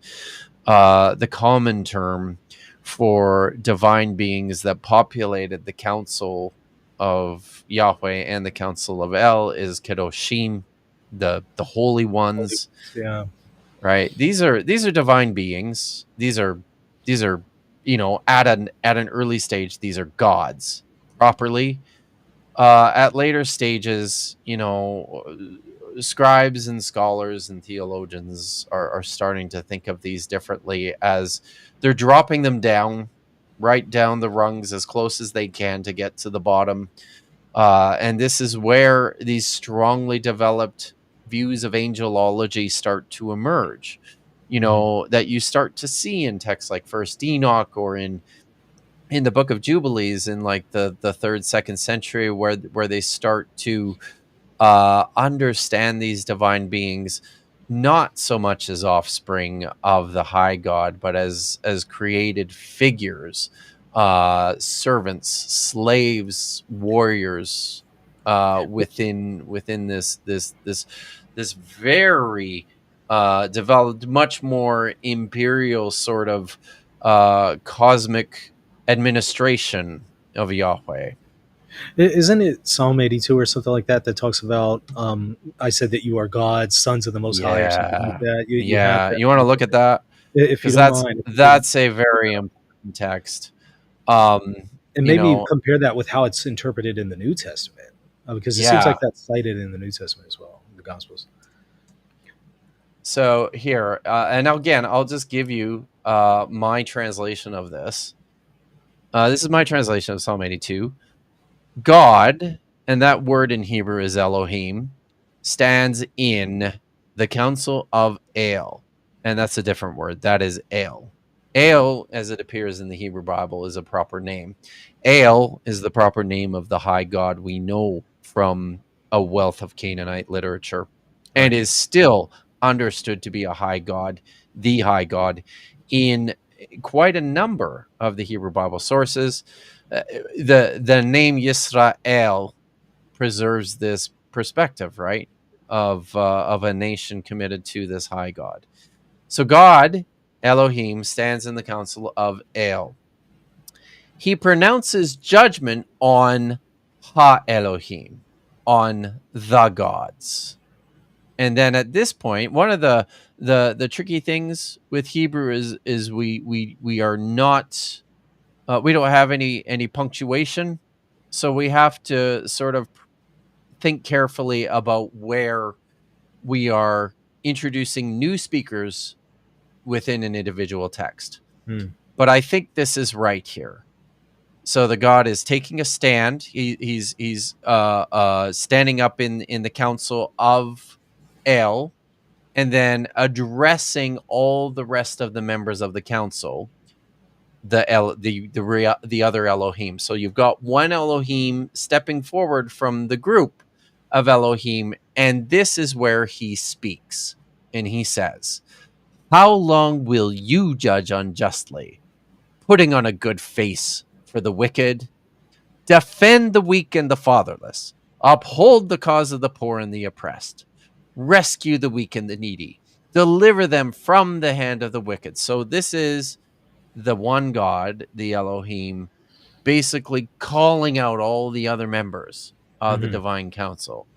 They do not know, nor do they understand. I think this is another transition. That's the end of where the divine being is speaking, and here is the narrator commenting on what happens as a result, speaking of these other gods. They do not know, nor do they understand. They wander about in the darkness. All the foundations of the earth are shaken. And then at this point, the accuser, literally, in the council, picks up his speech again, and he continues, "I said it myself. You are gods. You are Hmm. Elohim, sons of Elyon, all Hmm. of you. But like men, you will die. You will fall like every other ruler." And that's the end of his speech. And this could either be what concludes this, either the narrator. I think it's possible that this could be understood as El's concluding judgment, where Wow. it says this: "Rise up, Elohim, God, judge the earth, for you will inherit all the nations." Yeah. So a couple things you'll notice here that are quite interesting, and the one thing you'll notice is that Yahweh is not mentioned in this text. Right. Yeah. But I think what you have here is a reflection of Yahweh, the one God, emerging from the council of gods, taking a stand in the divine council, and pronouncing judgment on all of them. As a result of that, you have El Elyon, the high God, basically proclaiming, or it could be the narrator proclaiming, that as a result of this, Yahweh now, and you'll notice this is even a development beyond Deuteronomy 32. Not only is Yahweh just inheriting his people, Jacob, now he's inheriting all the nations. All the rest of the gods have lost their inheritance and they're going to die like men, and Yahweh's going to emerge with everything. So that's the way that I read this text. And I'll just say one more thing, because Sure. people mess this up. Um, People will look at this and go, "Well, they can't be gods because he says you're all going to die."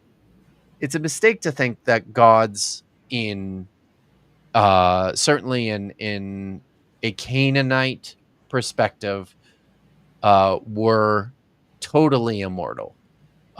Certainly, gods could live forever, but there was no guarantee that they would.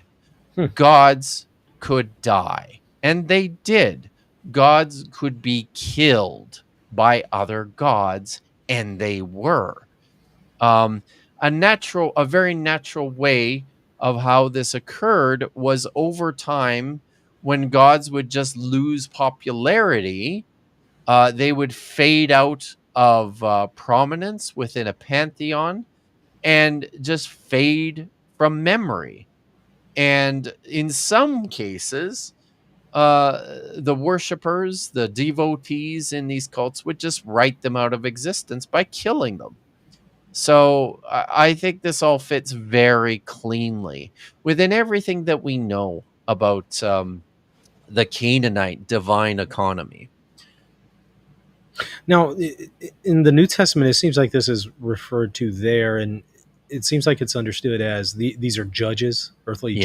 Yeah, And so some yeah, people try to read that into Psalm 82 and say, okay, these aren't divine beings. This is a reference yeah, to earthly judges or something like that. What do you yeah.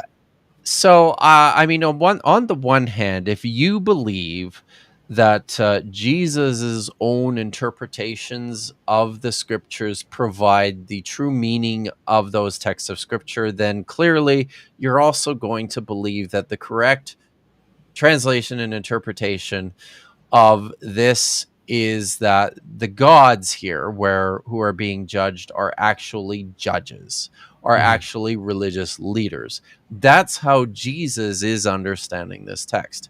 And I'm just going to say that I think it's now I won't say it's wrong. I'll say it's developed. I don't particularly like pronouncing interpretations of scriptures as right or wrong. I prefer to understand them as earliest, original, intended, and then later understood, revised, and transmitted. And there's a big difference here. Um, Now, what one of the things that we're dealing with is that from the first time that the writers penned these oracles to parchment or onto tablets, and they started to circulate amongst readers. Readers started to use them for their own purposes and to re understand, recontextualize, reinterpret them to their own ends. And something that happens over time with any text that's ancient, if it's to maintain any of its currency, then or any of its value, it's going to be shaped and recontextualized and reunderstood as people grow in their understanding of the world, or Mhm. as they change their ways of thinking about the world. Now, what's happening in early Judaism in the Second Temple period is that the ancient texts of Scripture are undergoing this process in a fierce way. So all the old texts, all the ancient traditions, all the oracles of the prophets that have been collected and handed down and inherited from their forefathers, they're starting to apply these in new ways and attach new meanings to them. Throughout the Dead Sea Scrolls, you see this. You see scribes and readers of these texts taking ancient oracles, ancient scriptures, and spinning them in new ways that are completely ripping them right out of their original context. And they don't seem to care too much about that. I think that's what's happening all throughout the New Testament. That's how you end up with something like, and this is probably going to be a soft spot for a lot of people. That's how you end up with something like an oracle in Isaiah chapter 7, verse 14, which has nothing to do with an actual virgin birth, being recontextualized and re-understood as a prophecy of a virgin birth. Matthew's not getting it wrong. He's just reapplying the text to his current circumstance in a way that makes the best sense. And to that end, he's not particularly concerned about what Isaiah ben Amoz meant when he And what was first it that delivered David may have meant? what he meant originally. So what's happening is Isaiah summoned to appear before Hezekiah's father, who is Ahaz. He's summoned to appear before the king in the middle of a political crisis. The king is being imposed upon by this coalition of northern kings in Samaria and in Damascus, um, because they are being threatened by this major invasion by the Assyrian Empire. So they're imposing upon Ahaz for help. And they're saying, look, come and join our coalition. Come and fight against the Assyrians because we're in trouble. You're our friend. You're close by.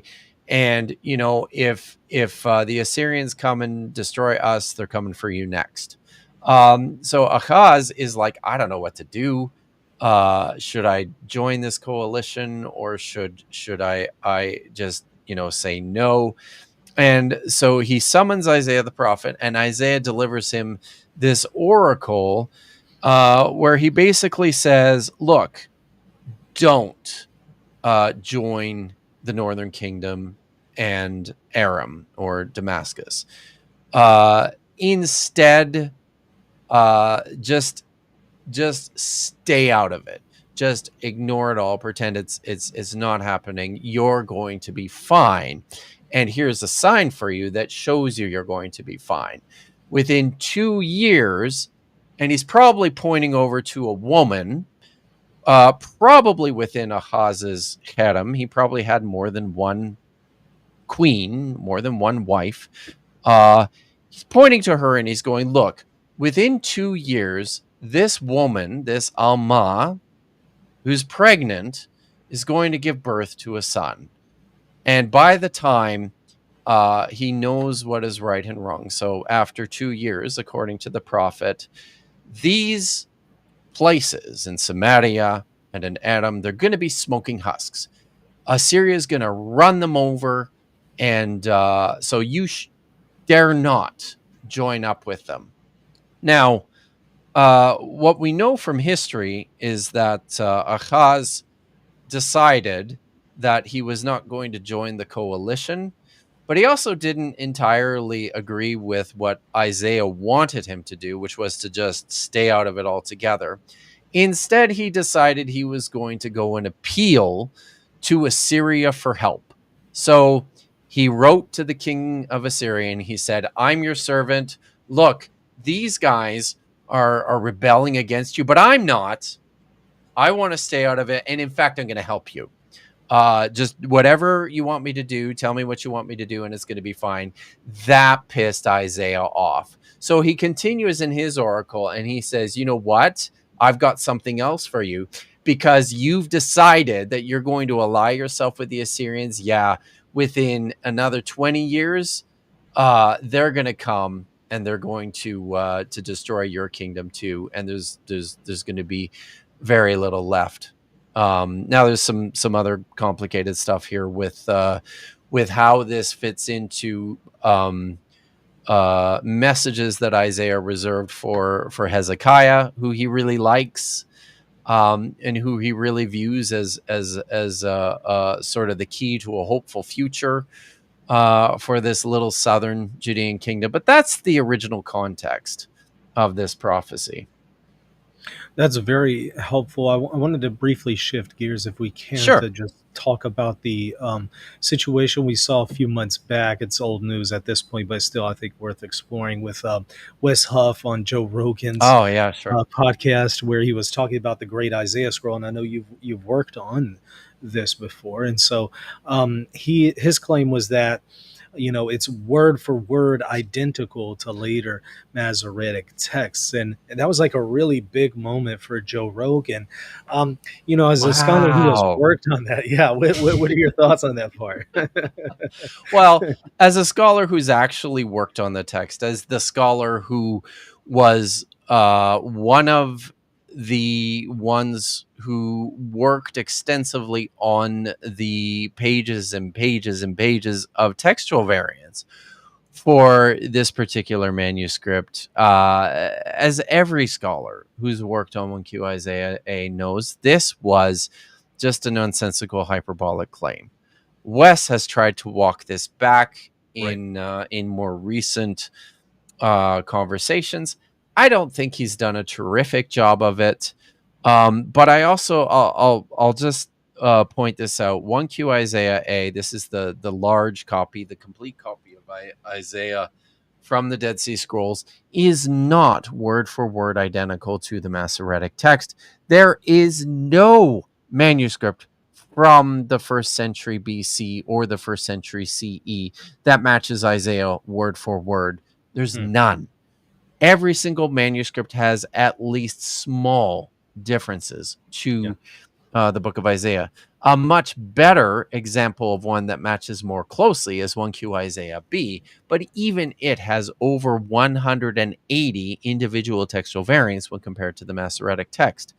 But 1Q Isaiah A itself, we're talking over 2,600. And of course, this is based on how you're going to count a variance. This is where some of the subsequent discussion of this is gone. And I think it's a little bit silly.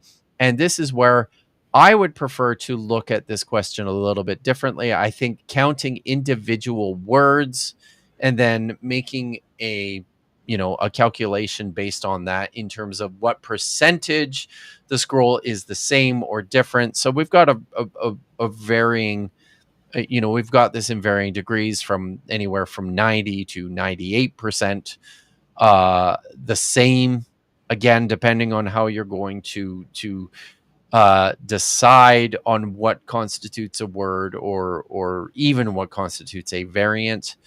I think, look, you guys, you're missing the forest for the trees here. There are way more interesting things happening in 1Q Isaiah than this.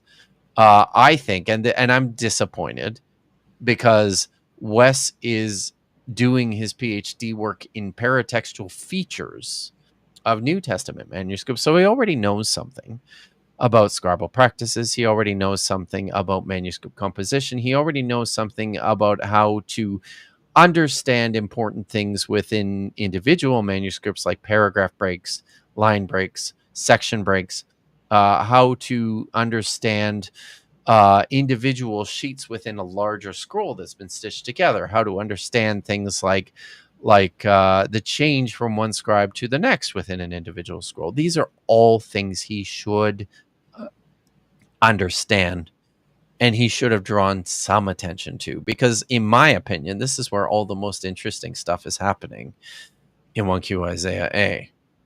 Did you want me to say If you something can about? go Yeah. over some examples of that, Yeah. yeah. Okay. So for my money, the biggest, clearest, in your face example of this appears right in the middle of 1Q Isaiah A, at the end of Isaiah chapter 33, which is the midway point of the book. There's 66 chapters in the entire book. There's a large break at the bottom of the column. It comprises a total of 3 lines. So there's 3 empty lines at the bottom of the text to end chapter 33. It's also the end of a sheet.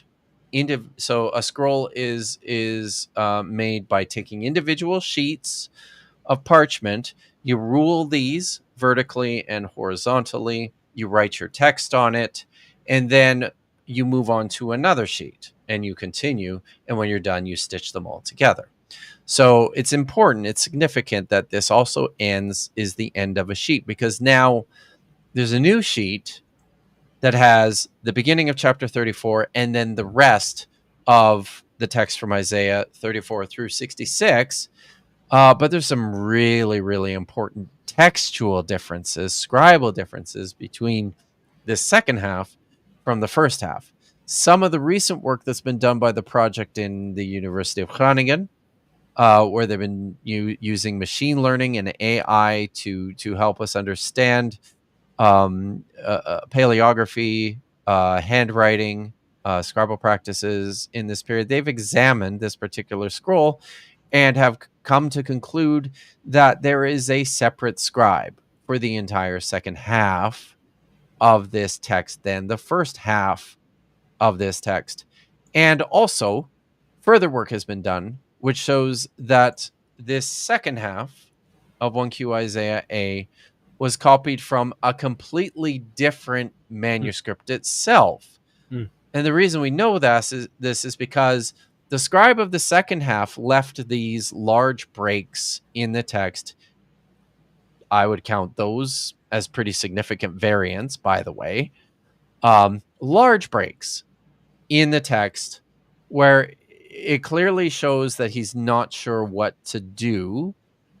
But then a scribe at a later period of time has come along and filled in the missing text, Could right? it be that what he was copying from was broken off or something like that? Or That's it, right? oh, okay, These appear in places within the manuscript which show us that the exemplar, so the exemplar is the copy that the scribe is working from, his exemplar is damaged, okay, probably at the bottom. So he gets to the bottom of his scroll and he can't see all what's right, there. all right, So he just decides, "Oh, I'm going to leave this blank. When I get a better copy, I'm going to come yeah, back and fill it in, or somebody else will do it for me." Right. yeah, Now, not every time. And this is also what's really interesting. There's a couple of places where he feels confident enough that he knows the text. He's like, I'm just going to go ahead and I'm just going to be like Batman and I'm going to yeah. fill it in. Right. Interestingly, it's close, but it's not exactly the It's not the same. same It's thing. Yeah, kind of a it's a paraphrastic retelling, and I think he did a yeah, pretty good job. Like it's really close in a lot of these cases, but it's absolutely obvious that yeah. he is just remembering what the text says from, like, he doesn't have it in front of him. He's just, And there's no way that that he's looking at some text. It I has. don't think so. It's like and again, because these appear physically within the manuscript in such a way that we can analyze them on the basis, it's like clockwork, right? Oh, here's a place where he's either going to fill it in or he's just going to leave it blank, right? So no, I don't think it's another exemplar, and it begins and ends exactly, where we would expect it. So it's the kind of thing where you're going, yeah, I mean, I suppose that possibility is out there, but Mhm, mhm. it's the much it's completely uh what's the word, like it's such a remote possibility. I think It's very it's unlikely. not Yeah. really worth considering. So, but what Mhm. do we have here in total? How do we understand this? When looking at other manuscripts that we have from the Second Temple period, Jewish manuscripts from the Judean desert, we have a lot, right? I mentioned that we have a handful of manuscript which preserve breaks between individual compositions. Some of the best evidence we have for this is from copies we have of the Minor Prophet Scroll. Every copy that we have from the Dead Sea Scrolls of the individual minor prophets, it looks like they all came from, a larger manuscript that collected all 12 prophets together. Okay. We have quite a few breaks from, the end of one prophet to the beginning of another within these individual manuscripts. And the way this is customarily done is to leave, to end your prophecy of Joel, to skip a line, and to begin your text of Amos. There's a couple of places in Torah manuscripts in particular. We have like 3 I mentioned in Torah manuscripts where they want to show the change from the end of the book of Exodus to the beginning of the book of Leviticus. They leave not just 1 line, but 3 empty lines, and then start the subsequent book on the 4th line. This is what we have in the book of Isaiah. The scribe has left, and I'm going to say this because it's important. We have no evidence to the contrary Mm. to suggest that the scribe was just leaving a large section break. There is nothing in the entire collection of manuscripts that we have to suggest that the scribe didn't think that what he was dealing with when he came to the end of Isaiah chapter 33 was the end of the book of Isaiah. And then what was appended on to that was something that probably approximated what scholars will describe as 2nd and 3rd Isaiah. But see, that's what's confusing to me, because I thought second and third Isaiah would break up at different times and places. So does this actually go against that thesis? Well, I think one of the things, classically, 2nd and 3rd Isaiah, so 1st Isaiah classically ends at Isaiah chapter 39. But bear in mind that this has all been hypothetical. We've never had any manuscript evidence for this, but scholars have had intuitions, right, that say, and I'll put it like this. What you have in the book of Isaiah, when you're thinking of it in terms of these blocks of materials, let's put chapters 1 through chapter 33 in a large block together that all scholars can agree on as 1st Isaiah. But then when you get to things like chapter 34, chapter 35, they belong to 1st Isaiah, but only because chapter 36 through chapter 39 is historical narrative. Okay. Okay. It's this prosaic chunk that came out of the Deuteronomistic history. It's basically identical, right, to what's in 2nd Kings. So somebody just added this to this original 1st Isaiah text, and then everyone's agreed that chapters 40 through 55 is 2nd Isaiah, and then chapters 56 through 66 is 3rd Isaiah. We've never had any kind of manuscript evidence to bolster these theories. But something else that scholars have really struggled with is, what do you do with chapters 34 and chapters 35? Because on their own, they're not particularly like a lot of the rest of 1st Isaiah. And I would say that the way we've inherited this model is in the sense that scholars have looked at this and gone, well, one of the features that we see among prophets in antiquity, in other texts of and other manuscripts, is that they will often conclude their work with historical narrative. Okay? So that probably means that 1st Isaiah ended with this large historical narrative chunk, which means we have to also include chapters 34 and 35 in this, but then also recognizing that scholars have been writing for a long time about how chapters 34 and 35 show quite a bit of redactional features in terms of the ways in which they think scribes were working with First Isaiah. So when I approach this question, I tend to look at it like this and say, yeah, even though scribes I think have been right all along that there's a difference between First Isaiah and Second Isaiah and Third Isaiah, maybe we haven't quite got it right in terms of how these differences appeared in antiquity, and we need to start rethinking that. And some scholars have started doing just that. My Dr. Fodder's Dr. Fodder, his dissertation supervisor was the great William S. Brownlee, who wrote quite a bit about 1Q Isaiah A. He was one of the two non-Europeans, non-European people, or sorry, first non no no I got that wrong. First Western people, uh, non-Eastern people to see 1Q Isaiah A. He was the first one to make any kind of transcription of 1Q Isaiah A in the early stages, right? So he's been working with this manuscript from the very beginning. William Brownlee wrote a very important article in which he started to rethink how a scribe would think about a manuscript like 1Q Isaiah A from a compositional perspective. And he forwarded this argument that he thought that this scribe understood 1Q, the book of Isaiah as comprising two components, not three. And we can justify that by saying over time, this is not something that happens all at once, right? This is something that develops over centuries, probably.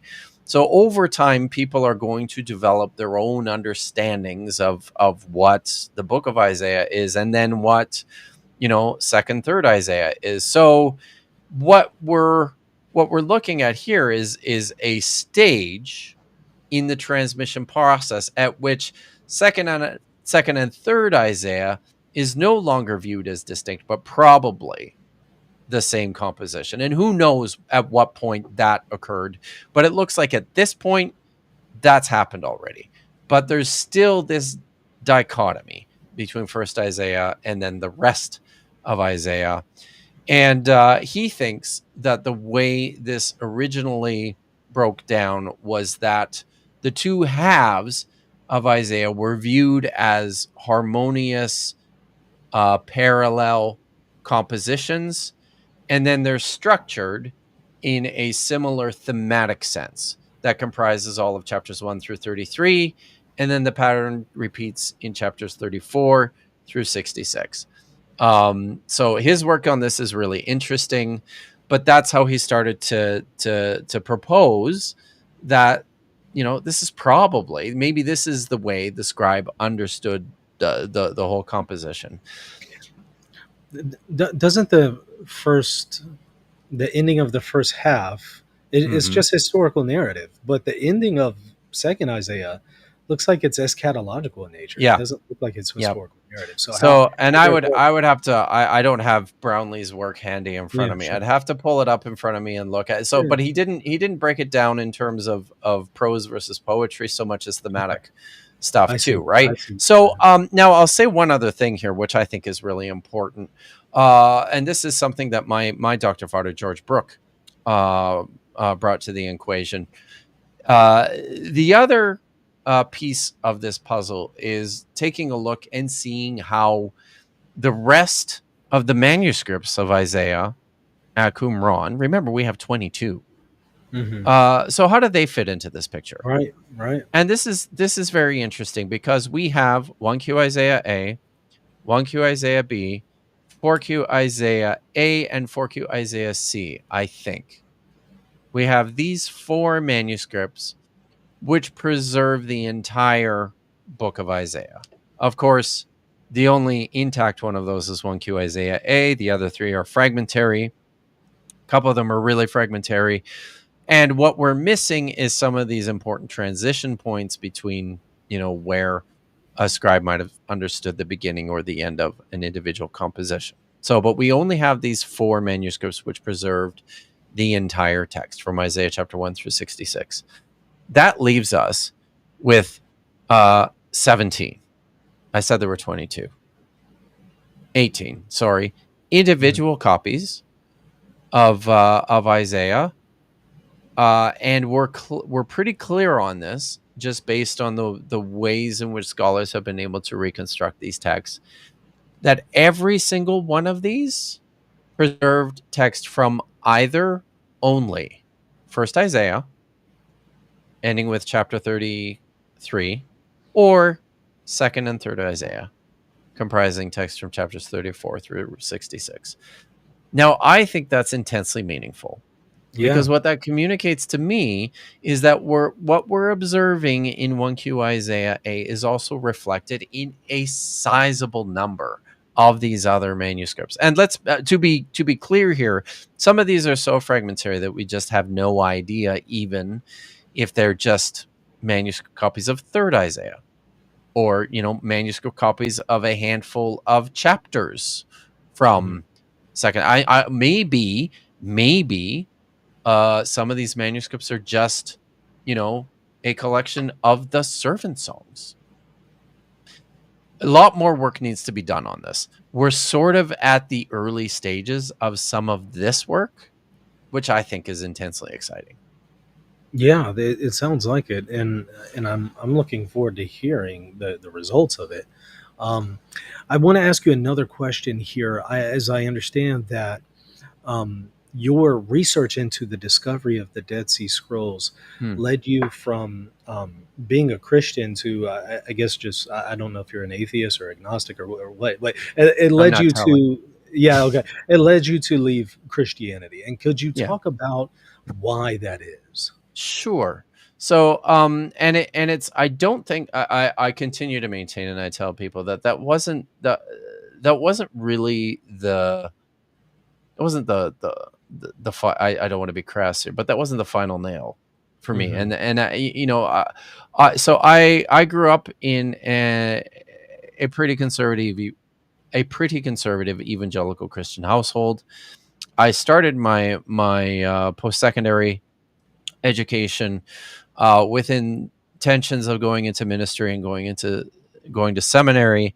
But pretty early on, I was in my early 20s when I decided that I was going to change tack and move in a more academic direction. And when I did that, I left college and transferred into university. And pretty quickly, I developed uh, what I would consider more critical scholarly ideas about the text of the Bible. My entire view of the Bible changed pretty dramatically in that early period, but I was still a Christian for most of my adult life.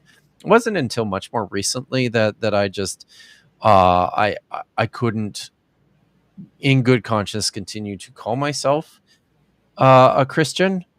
And a lot of that actually had to do, certainly my views on the Bible and my scholarship has been a contributing factor to that. I'd be naive to think it wasn't. Mm. But that wasn't, I was for most of I'll tell people this, I was for most of my adult life a pretty liberal, progressive Christian, but still a Christian. Much more recently, I've stopped calling myself a Christian, and we certainly don't have time to get into a lot of this kind of stuff. But a lot of what did it for me was my own relationship with my children. I People know that all three of my children, my adult children now, are adopted, and all three of them came out of the foster system and had uh, their own challenges with attachment disorder and with mental health pieces um, that were really difficult as a young parent.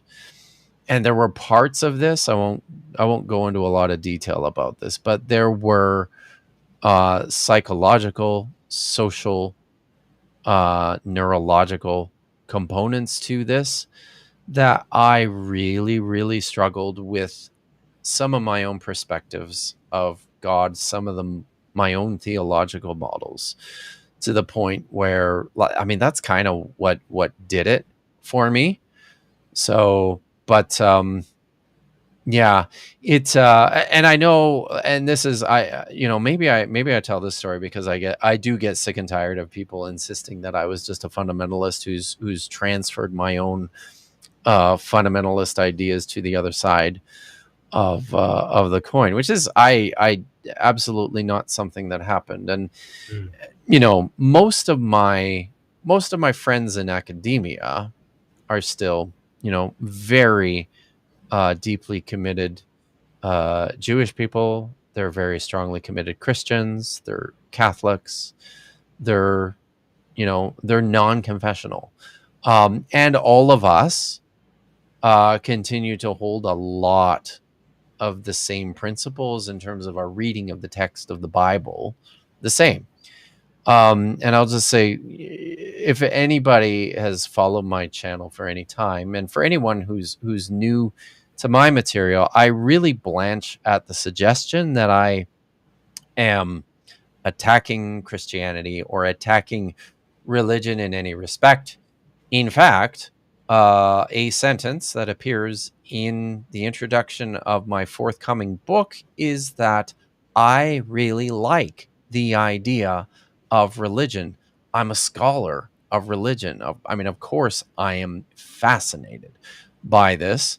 I am not interested in driving people away from their religion. What I'm interested in is driving people away from away from harmful ideas and steering them towards helpful ideas, and those within the text of scripture.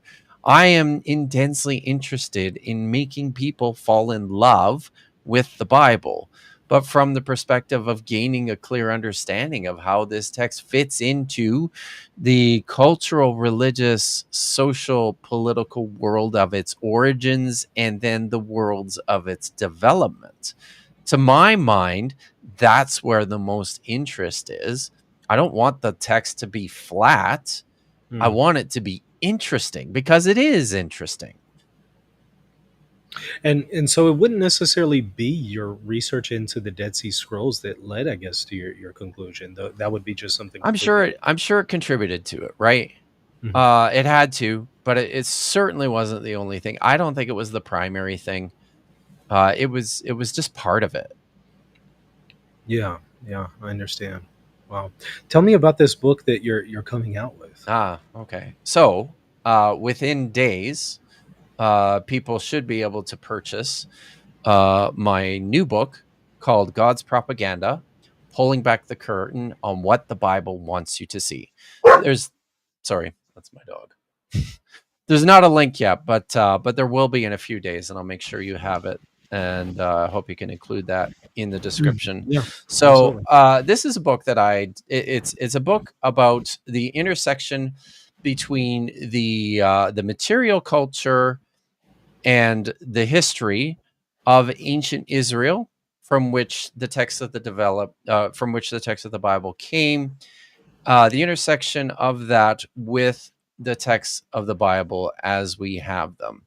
I think that probably one of the best lenses to view the biblical text, to view the text of the Old Testament, is through the understanding that most of this is propaganda supported and promoted by people in power in an effort to support their own administrations, their own ideas, their own theologies over time. Not consistently so, but certainly that's, I believe, is what is reflected in the text of the Bible. This book came out of a course that I taught for years on Israelite religion and Old Testament theology. It has expanded enormously from the course, and I explore uh, ideas in 17 individual chapters with respect to things like, you know, the two creation accounts in the book of Genesis, why they're different, what some of the differences are between them, how to understand them in their original cultural context, some of the fun things that appear in them. I have an entire chapter dedicated to, the Exodus story and how that uh, became sort of the national unifying story for this people called Israel, where it came from, how it developed.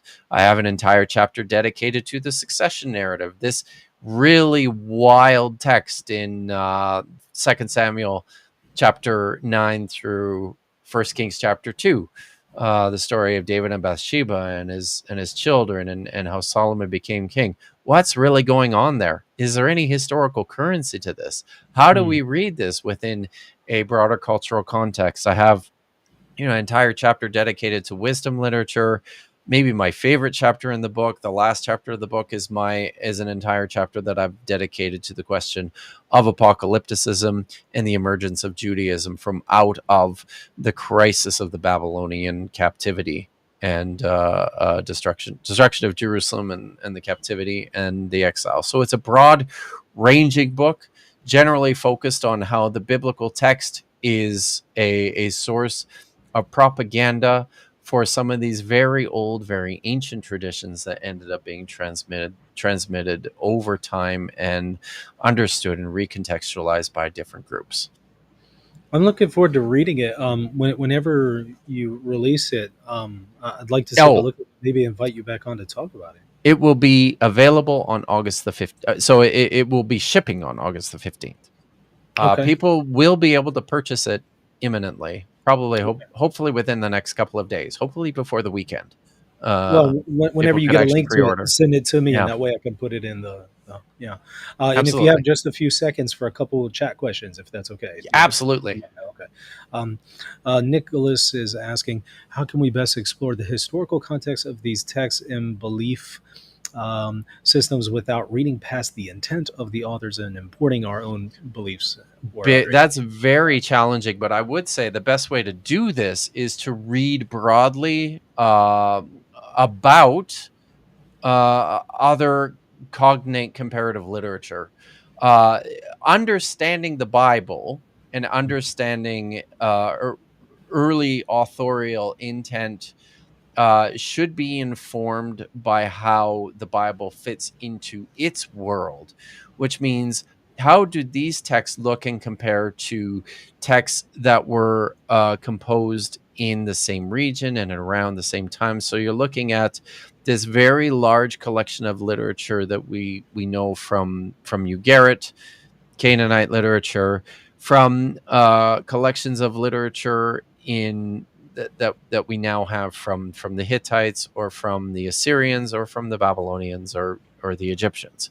Uh, it's important to gain a broad understanding, and that's a lot of work. But it's there are certainly accessible resources to that end. There's a lot of really good books that scholars have written. I hope you can find some of that through reading my book, but I'm certainly not alone. My friend and colleague Dan McClellan just published a book that does a pretty good job of this. His own PhD supervisor, Professor Francesca Stavrokopoulou, published a brilliant book called God's Anatomy, which is an exploration not just of the physicality of Yahweh in the early stages of Israel's history, but it's properly an investigation of early Israelite religions, ideas, and history. So I often recommend that book. There's another book by a scholar that I really admire by the name of Jacob Wright, called Why the Bible. Is it Why the Bible? There's more to the title, but if you just type in Jacob Wright and Why the Bible, you'll find it.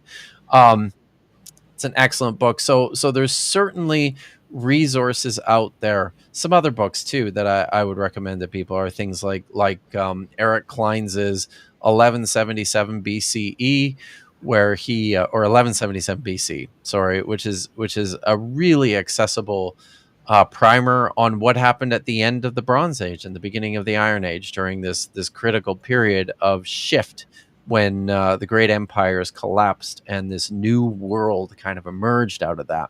He's followed that up with an excellent book called After 1177 BC. So that's a really good one.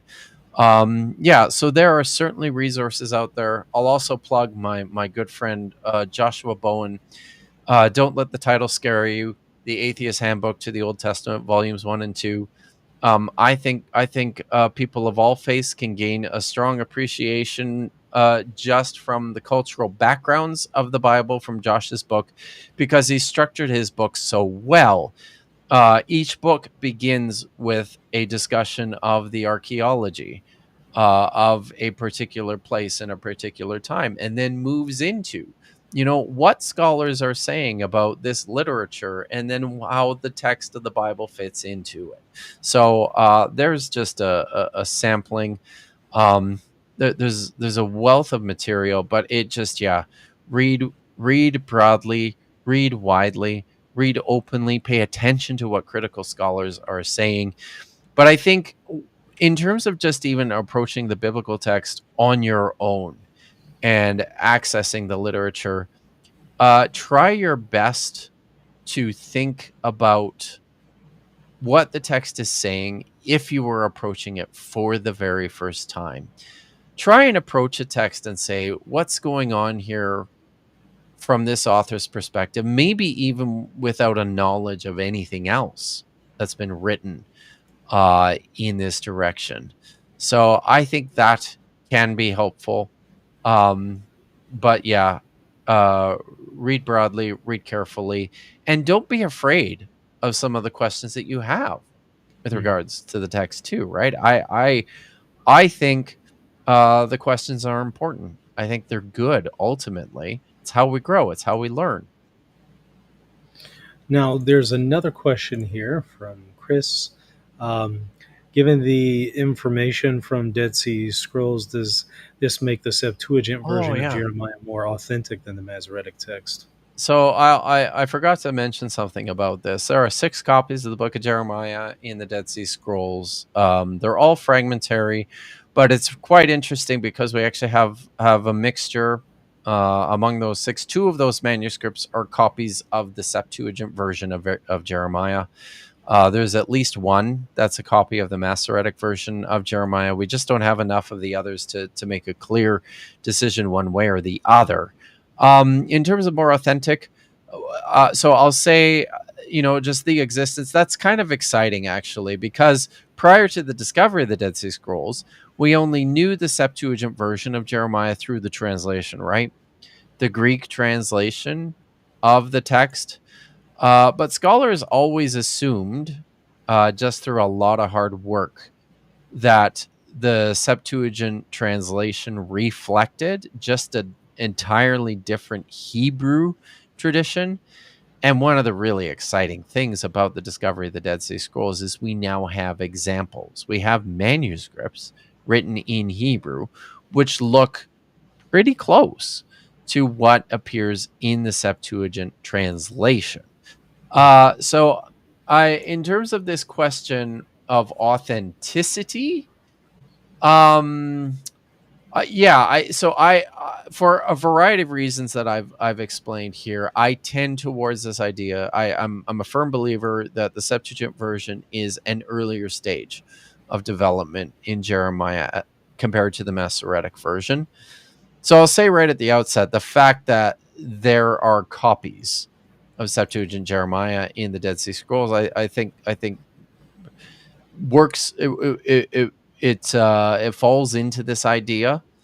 Um, I think we're working at a period of time though that's probably we're at a point in time when the versions themselves, the Septuagint version, the Masoretic version, whatever other version we have of Jeremiah, uh, they're they're all kind of just part of this wider landscape of variation where people didn't set so much importance on having the right version, if Mm. that makes sense.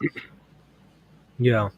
I think Susan? I'll just say one more thing too. I think Sure. there's also, it's probably also, I think you could probably also suggest that maybe people in antiquity understanding, I'm sure they understood that there were different versions of individual texts. They don't seem to care, But maybe they also saw that individual versions were more useful for saying certain things than others, right? So I think part of our perspective of how people were handling manuscripts, handling texts, were that they weren't married necessarily to this version of the text, but also understood this particular version suits my purposes when responding to these more particular questions. But there's times when I actually prefer what's in that version because it suits my my theology better.